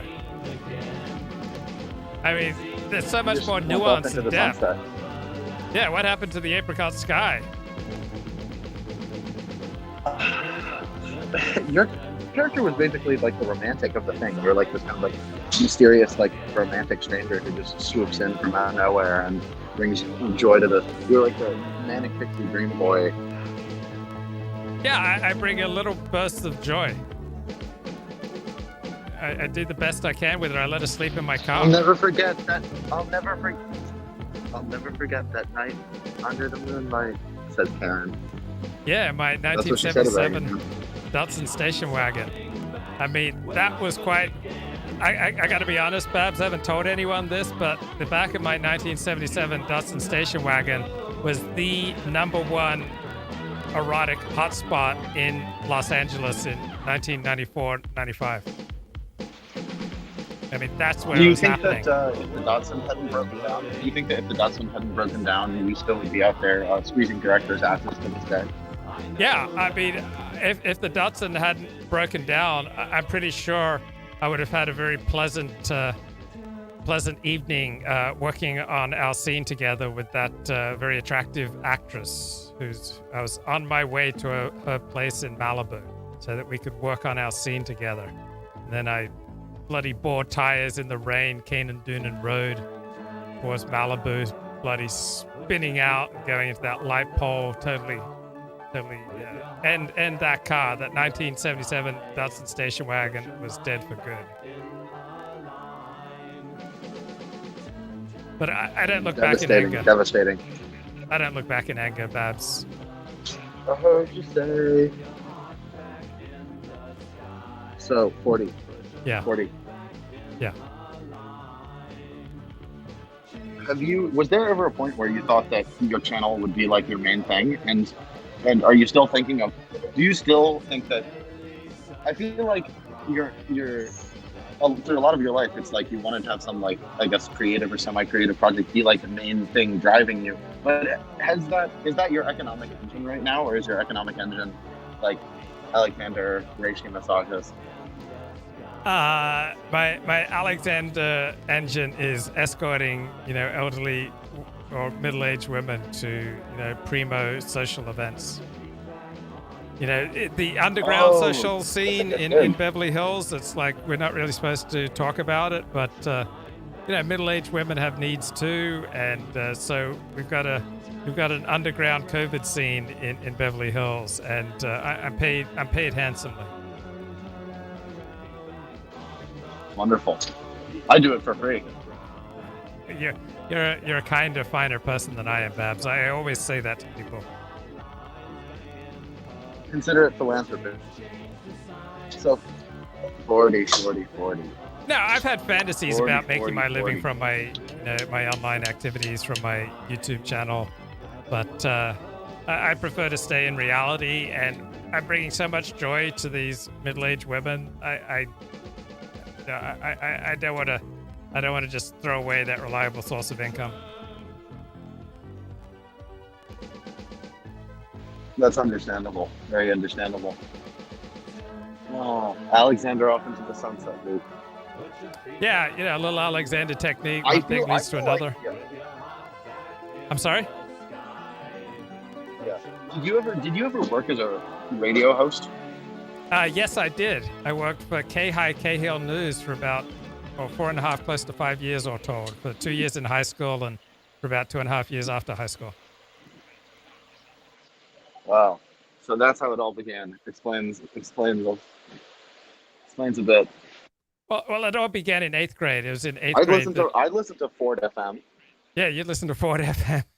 In 8th grade was when I decided that I wanted to make my career in journalism. So this is kind of an extension of my reporting background. What would you say? Yeah. What would you say is like the typical, like, why do people want to get into journalism? What types of people does it attract, if there is a common type at all? And would you say that you fit into that common type, or you go against the grain? Oh, Tom Wolfe sketched this type of personality. So he said that it's someone who was the outsider, like the wimpy guy who was not very popular and socially excluded, who wanted to feel like he was in the very center of things.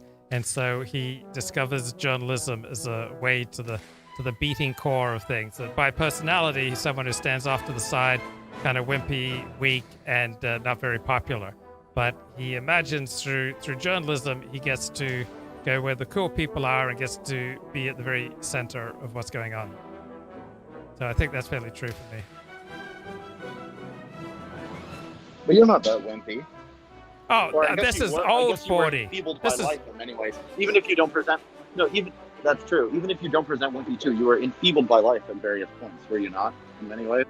Yeah, and I mean, this is old 40. This is years before I found out about potentiated bee pollen, bro. I mean, once I got the potentiated bee pollen, combine it with some Crystal Light Classic Orange, I hit a modafinil in the morning, and some almond milk, gallbladder formula, testosterone supplementation. Like, just all I need are about basically a dozen supplements, and I'm like 70% of normal. But you're telling me you don't eat raw garlic. You won't chomp down on a clove of garlic. No, it would end my escorting business. It's a superfood. Well, the matrons of Beverly Hills don't appreciate it, bro. So I mean, the customer's always right. Garlic is a vasodilator, my man. Yeah, but they're not hiring me for the old in-out. It's more of a holistic Gestalt experience when they hire 40. It's the full package. Yeah, it's the full package. It's not just about the old in-out, bro. It's about the full 40 experience. It's like the real, the real boyfriend experience. The courtship ritual. Yeah, I'm like a 19th century Victorian gentleman. Like I'm like Darcy in one of those Jane Austen novels. That's what I provide. And, reasonable prices. Reliable. Long line of happy customers. Referrals from, the leading matrons of Beverly Hills. And the underground COVID scene is just off the hook here, bro.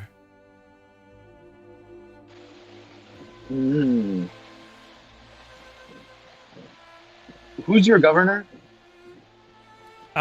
Who's my governor? Well, the governor of my heart.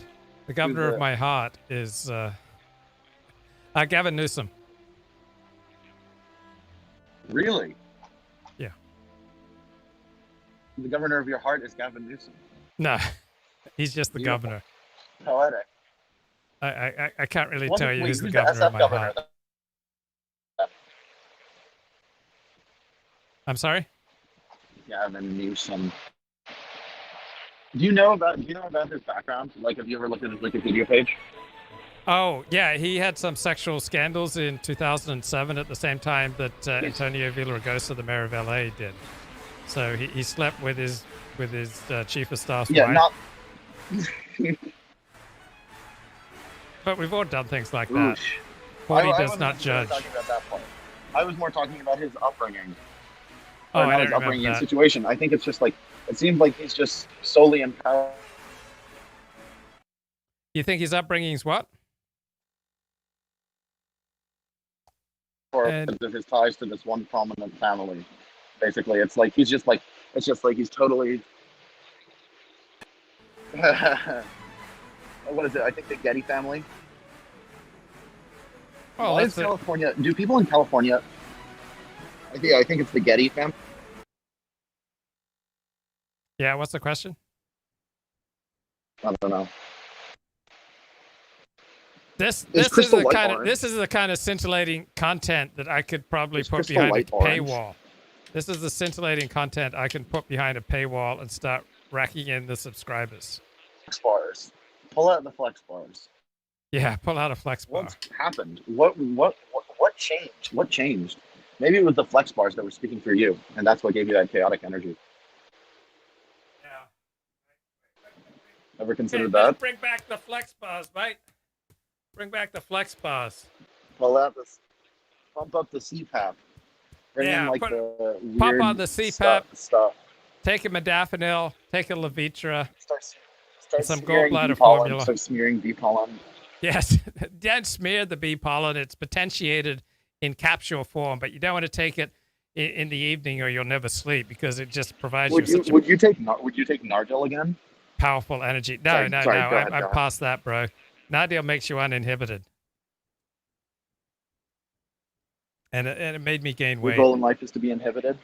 Yeah. I pretty much confine everything I say and do according to the Torah.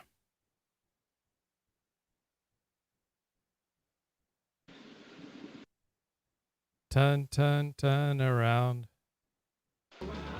Change the signs. Change the signs. It's a beautiful song, very relevant. Yeah. Very relevant to the Ford Very verse. 2021. I've been trying to, if you could get the lyrics, it's very 2021. Everything. It's like the retro craze that's going on right now in sort of like internet electronic music. It's when COVID's over, we should throw a 90s party, bro. Yeah. Sounds good.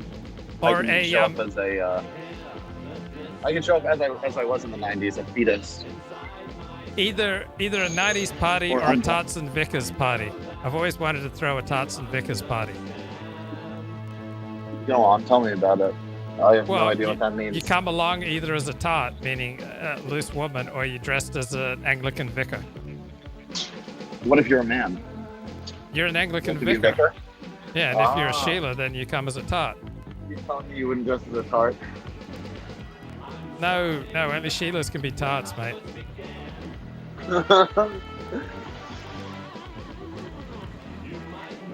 That's a great idea. I love it. Let's throw one. Yeah, tots and Vickers parties. They're off the hook, bro. Off the hook. Incredibly based. All right, Yeah, well, my based. train's pulling into the station, but I think I might hop on. Okay, man. Good to catch up. Okay, let's go back to. Oh, there's my 1977 Dustin station wagon. Wow, bringing back so many memories. I'm experiencing euphoric erotic recall right now.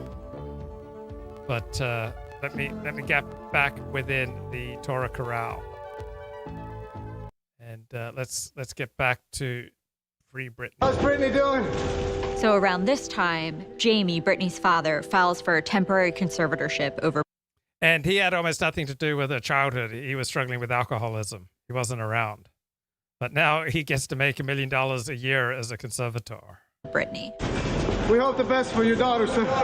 Conservatorships are a unique legal arrangement, usually designed for elderly people who are unable to take care of themselves or their money. The court gives someone else special powers to make decisions for them.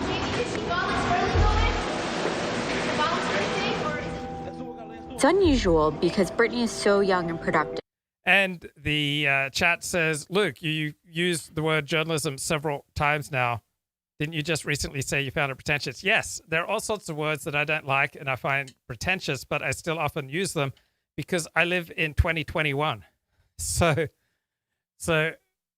I don't like the word gay. I prefer homosexual, but if I always used homosexual instead of gay, it just wouldn't work to communicate. But caller, you're on the air. When you say the term "quote unquote," what was it? Underground COVID. Yeah, the COVID underground society COVID scene in Beverly Hills, off the hook. When you say COVID scene, is that like bug chasers, like for COVID? Like No. It's just the wholesome COVID Victorian, parties. But it's during the age of COVID. We're not transmitting COVID. We're trying to Not enjoy COVID ourselves to the parties. max in the age of COVID. You're trying to get paused. No. This is not a gay thing, bro. We Well, don't COVID take is prep. so- We're not prepping. We could just be trying to COVID each other. No, we don't COVID each other. Disavow. Compete. See who has the worst strain of COVID. Hey, you should see my viral load, bro. It's bigger than yours. It's beautiful. Absolutely beautiful. Have you ever walked down Bowery in a wintry New York night? I'm sorry? Have you ever walked down Bowery in a wintry New York night? I was only in New York once in my life in Manhattan. There was this heiress who paid for me, and she gave me like $10, $15 spending money. Hey, if I come to New York, would you give me like $10, $15 spending money so I could walk around and have a few cold drinks? Based. But here, I kind of misplayed because like after the first day, I realized that this was not going to be a long-term relationship. And so I started placing other singles ads, and she found them. And that made for kind of some awkward conversations. And then this was crazy. Like her friends and a therapist convinced her that I was using her.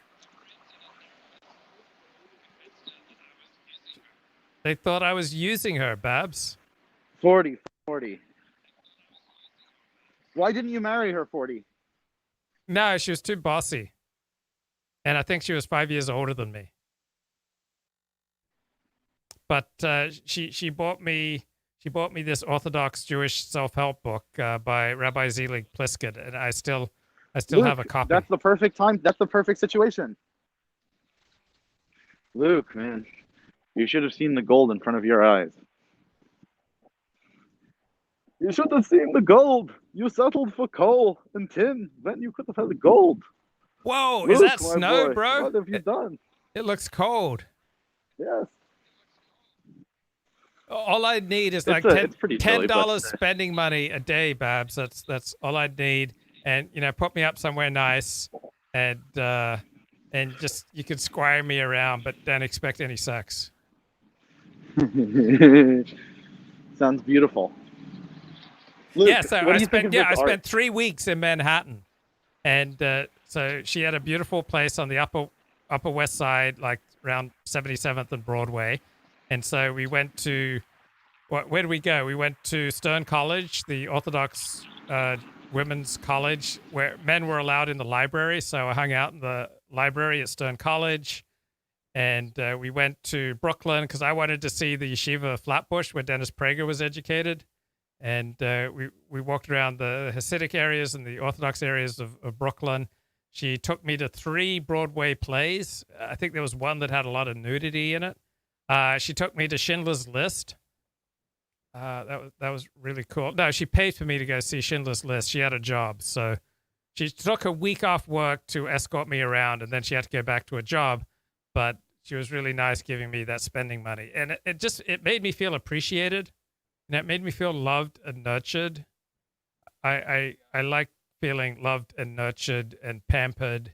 And I like getting money. And I like people taking care of me. And not having big expectations.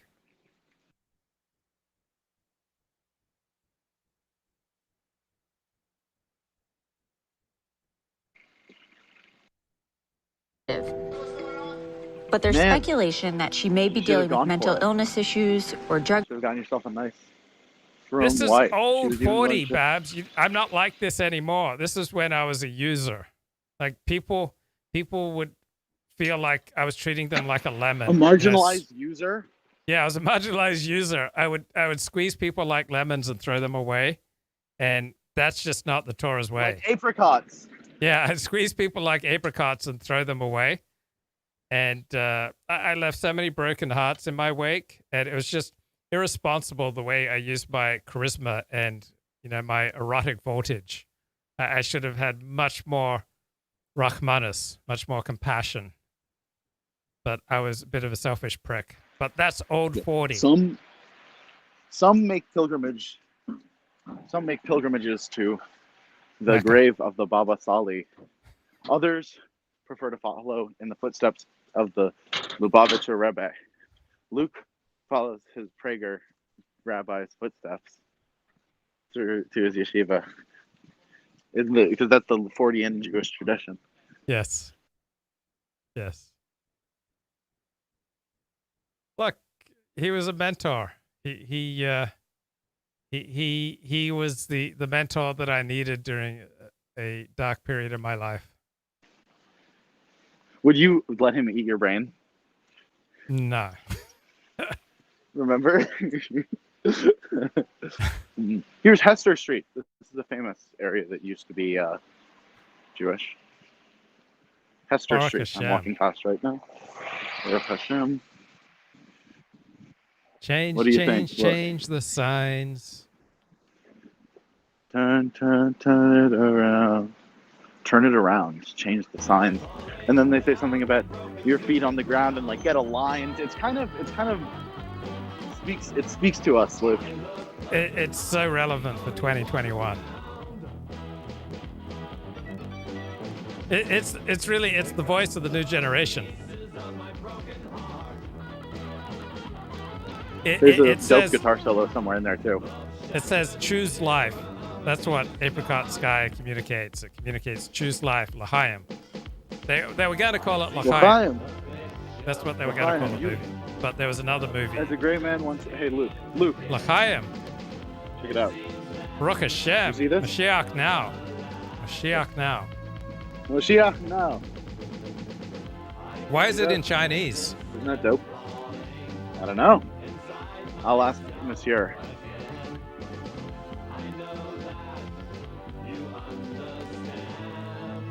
Abuse issues Turn or it otherwise around. would Ooh, benefit check it from out. this layer of protection. Mini diamond area. Not the diamond district, but another diamond area. Ooh, Luke, check these out.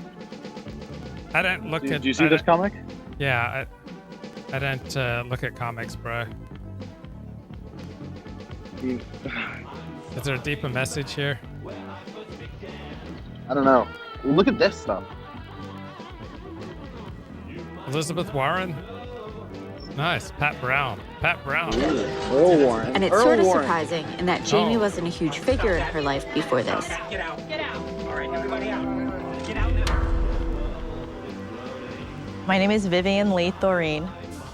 I was involved as an attorney of record for the first few months of the conservatorship proceedings. Our client was Jamie Spears, Britney's father. I can't talk about anything specifically that I did, but I guess I could talk about it in a more like hypothetical situation. Courts take conservatorship proceedings really seriously, and that's because I think every person's rights are sacred. There are rules and procedures in place to make sure that there's accountability, and really the theme of conservatorships is to act in the conservatee's best interest. Some people need a conservator just of the person. I need help figuring out what I'm going to eat, where I'm going to live, and help brushing my teeth, that sort of thing. Having a conservator of the estate appointed for someone is that they are substantially unable to manage their financial affairs. Hello, caller, New York, you're on the air. I'm just going to give you some nice footage as I go on walkabout. Baruch Hashem. Great job. I'll play some audio here. Do they have wallabies in Australia? Yeah. Off the hook, mate. And bunyips. What meat would you eat kangaroo meat back in the old days? No, I'm vegetarian, mate. Wow, that's true Seventh-day Adventist. Yeah, before you play the thing. Yeah. Go ahead. I only eat Sanitarium Health Food Factory food. It's the Adventist factory for making food. Go ahead. Whoa, that's wild. So I want to. I was actually thinking about this before you put some audio on. Like, I'm wondering about like the different kind of like psychological impulses behind like different diets. Like, I find that there's sort of like, it's almost like, maybe I'm wrong, but with my experience, it's like picture a Venn diagram, and you have ooh, look, it's Luke Fook jewelry. Look, it's for you. It's you, dude. Look. Nice. You see that? Yeah, my tentacles reach far, mate. That's you, man. But I just wanted to. I was thinking like, so like picture a Venn diagram, and it is just a working idea. And then on one side you have like, vegan and vegetarian. Sorry, you have vegan and vegetarian, and you have like gluten-free. I think is kind of its own thing with some overlap with the other circles, but it's like one side you have like vegan, vegetarian, pescatarian, etc. And that I think comes from like almost a place of like, I think that there can be like moral tones to these ones, and it's like there's kind of like an aesthetic. There's sort of an aesthetic self-denial quality to it as well, sometimes coexisting. It is, and then there's this. Oh my God, the Lubavitcher rabbi is everywhere. But Baruch Hashem. Yeah, but there's and then there's this other thing of like people who do like I say like keto and like carnivore diet on the extreme end of that thing. Jordan Peterson diet. Yeah, Michaela exactly. Peterson. And these are like generally different people, but I say that there's kind of an overlap where there's like raw food. I'd say that like the overlap between these circles almost of like the vegan, vegetarian thing, and maybe pescatarian too, but it's like, actually I don't know, it's a working idea, but like I think there are different types of people, different psychological profiles between the guy who does keto or carnivore versus the guy who is vegan, vegetarian. Generally it's different mindsets, and then gluten-free is kind of its own thing. Like, what do you think are the psychological motivations behind vegetarianism? Yeah, I definitely think there's something to that. So Kellogg was a Seventh-day Adventist, and he thought that a heavy carb breakfast would suppress sexual urges, while eating eggs would make your lust, run off the hook. So some people probably eat to stoke their erotic power, and other people eat to suppress their erotic power. I mean, he might not be. He may be right about that. I'd say garlic is even more like there are other foods like that. But Kellogg was very, I would say, malevolent, and like, I'm going to spend the rest of my life fighting his legacy, because he also championed like Goyish circumcision. What do you think of that? Wasn't he into no fap? Yeah. I mean, he was diabolical. He was a pioneer in the no fap. I mean, he was ahead of his time. You can look into him, but audience on your own thing. There's some pretty sick stuff you'll find. But there's a good movie. There's a good movie about Kellogg, and a novel. Is it John Harvey Kellogg? What's the movie? Oh, The Road to Wellville. That's great. 1994 movie, The Road to Wellville. It's an adaptation of T. Carlson Boyle's novel of the same name. Tells the story of clean living advocate John Harvey Kellogg and his sanitarium. The Road to Wellville. Great fun. Okay. So and then keto, keto is like different people. There are some people who do it for like health purposes. With some like I say that's mostly like a kind of fitness type thing. And then there's like carnivore, which is almost like can be done for similar reasons, but it also has this edge of like it has. I'm not sure if it's necessarily like an aesthetic tendency. There's a bit of that thrown in, but not like vegans, vegetarians usually. But I describe it as it's almost like this kind of like neo-masculine, like Bronze Age pervert type vibes or something. You know what I mean? Yes. Of a lot of the people who are doing just carnivore diet. I mean, what do you think of that fad, Luke?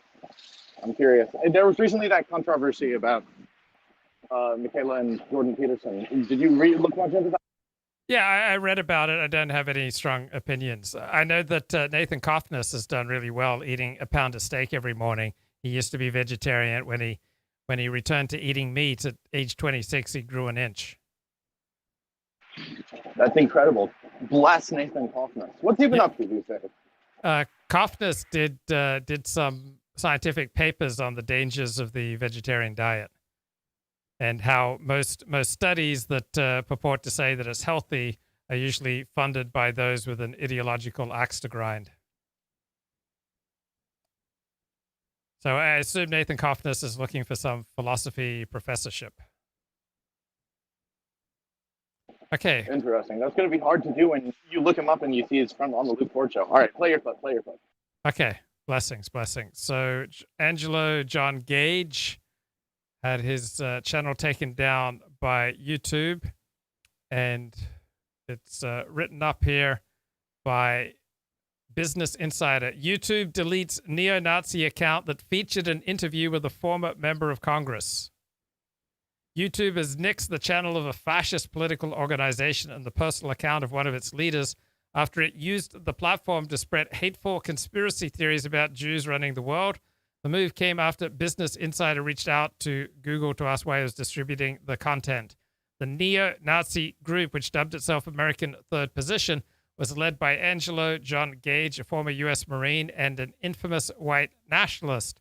Gage is a longtime far-right extremist and a self-styled life coach who used YouTube to rail against Jews. Judaism is by far the most disgusting religion ever, he said in one video. What makes me sick is how my fellow Gentiles bow down to these people. So Gage apparently served in Iraq, did not see combat, I believe, but got PTSD and came back and was discharged by the military and went on disability. So I don't know Angelo John Gage's full story, but he may be the case of the more passive the life, the more radical the politics. I had a therapist who suggest that my radical politics was a reaction to the very passive way I led my life. So Angelo John Gage is on disability, and so his real life sounds fairly passive, yet he's got some pretty intense politics, according to Southern Poverty Law Center. The content was removed last month by YouTube, which has since at least 2015 permitted Gage to use the site for neo-Nazi propaganda, such as videos claiming that immigration would lead to white genocide. Crazy. Why would anyone think that immigration would lead to white genocide? In his most recent video, Gage deployed the same anti-Semitic rhetoric that got his previous output banned, but merely substituted the word parasites for Jews. YouTube deleted his account altogether after Business Insider pointed that out. So Business Insider on the warpath to get people banned from YouTube. As with other far-right extremists, Angelo John Gage has migrated to lesser-known platforms such as BitChute, a British video-sharing website that has appeared to welcome extremist content, having reached its peak popularity in the immediate aftermath of the attempted coup in Washington, D.C. Gage was kicked off Twitter in January. His online organization, American Third Position, openly aligns itself with fascism, and the group's name is itself an old fascist branding effort. It aims to win converts turned off by more explicit Nazi iconography with an ideological platform that ostensibly transcends the traditional definitions of left and right, mixing extreme nationalism with populist, anti-corporate appeals to the white working class. Name was previously used by a neo-Nazi political party in the United States led by William Daniel Johnson, a white supremacist and early supporter of Donald Trump, who was selected as a 2016 delegate to the Republican National Convention. Angelo John Gage at one point led the group's youth branch. Since its launch in August 2020, the American Third Position channel posted 44 videos on everything from GameStop to the Proud Boys. One of its last videos featured a former Democratic six-term member of Congress, Cynthia McKinney. McKinney pushed anti-Semitic rhetoric, including conspiracy theories that Jews will use the coronavirus to control the population. She questioned the number of Jews killed in the Holocaust. Oh no, she questioned it. She lamented Congress's funding of Holocaust education, and she claimed in a conversation with Gage that the 2020 election was stolen from Donald Trump and that Jews had co-opted the Black Lives Matter movement.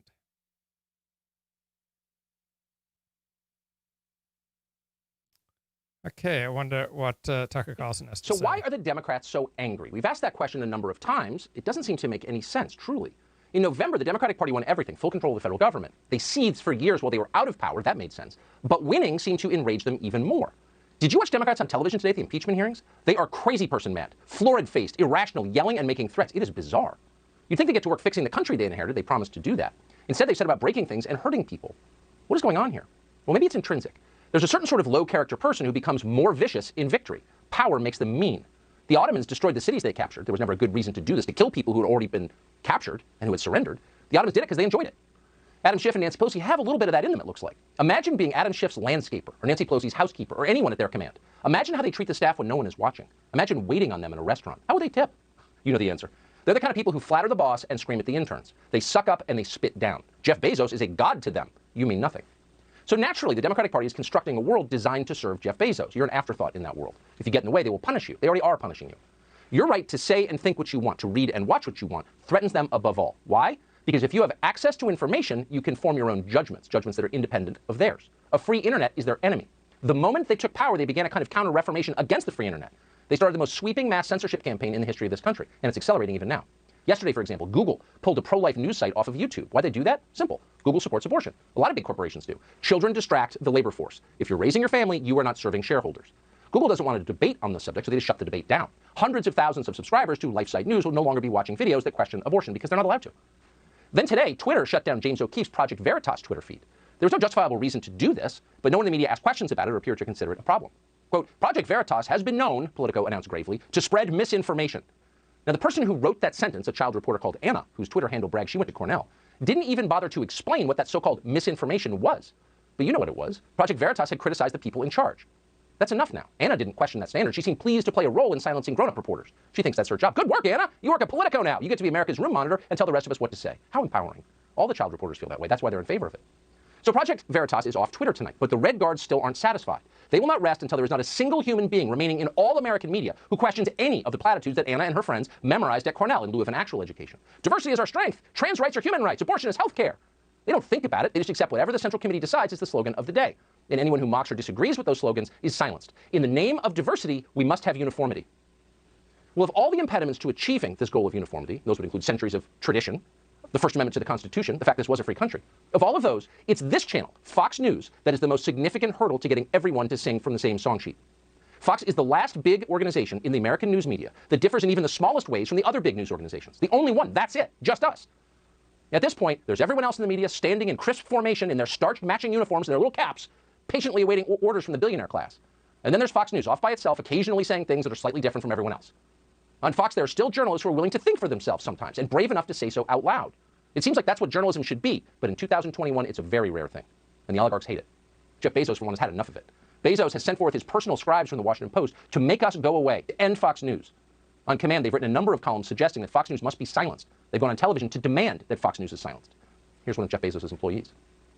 there are other options, including the fact that cable operators like Comcast and Charter, which send Fox out to hundreds of millions of people, they can demand some accountability in the way that Facebook and Twitter have done. And there's also, I think, the possibility of reviving the fairness doctrine. There are a lot of ways to silence Fox News, he has explained on television and in columns. But he doesn't call it silencing Fox News. He says, we must demand some accountability. In other words, make it go away, get in line, no more unauthorized questions, no more criticizing Jeff Bezos. And he's not the only one saying it.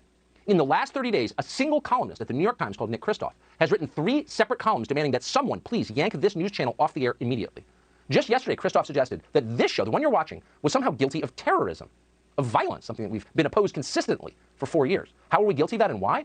Well, because Ashley Babbitt, the unarmed protester shot to death at the Capitol on January 6th, apparently watched this show from time to time at 8 p.m.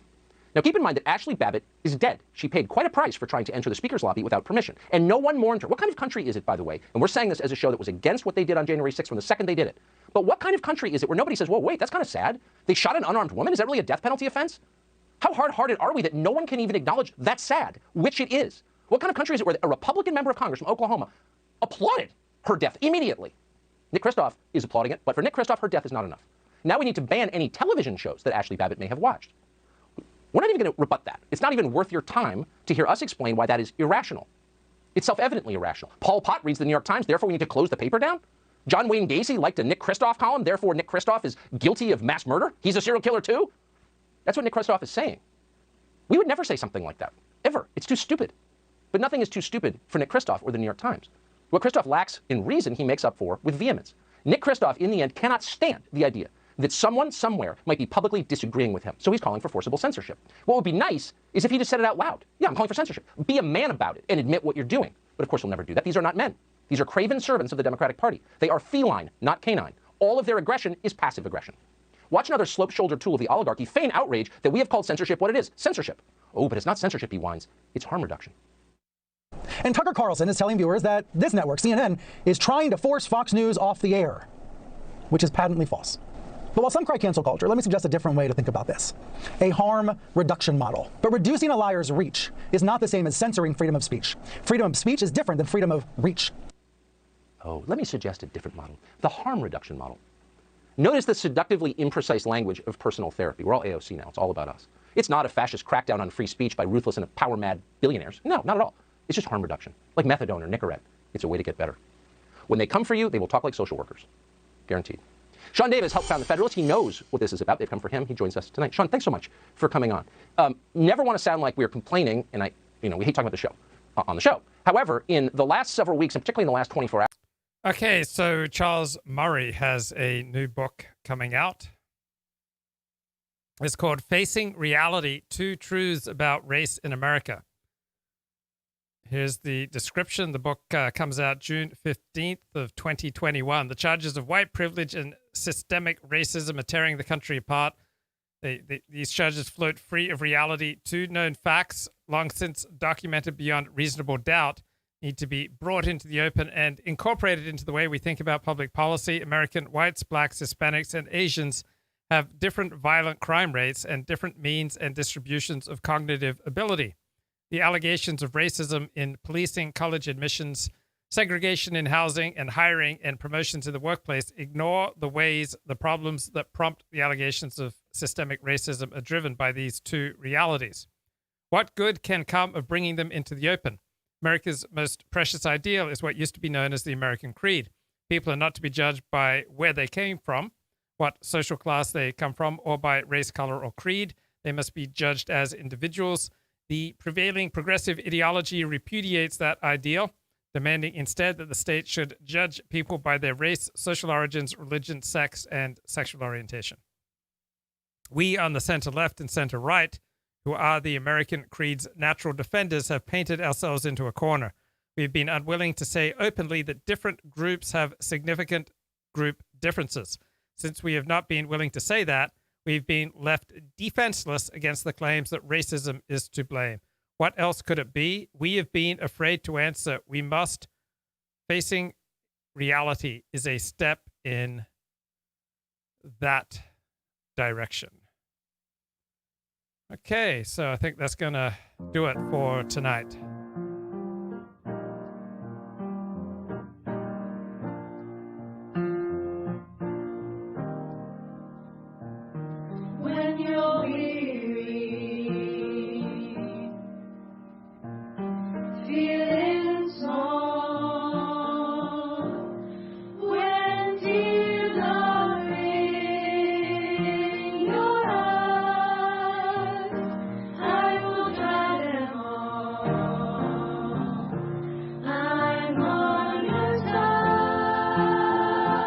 right, I want to show you this. If you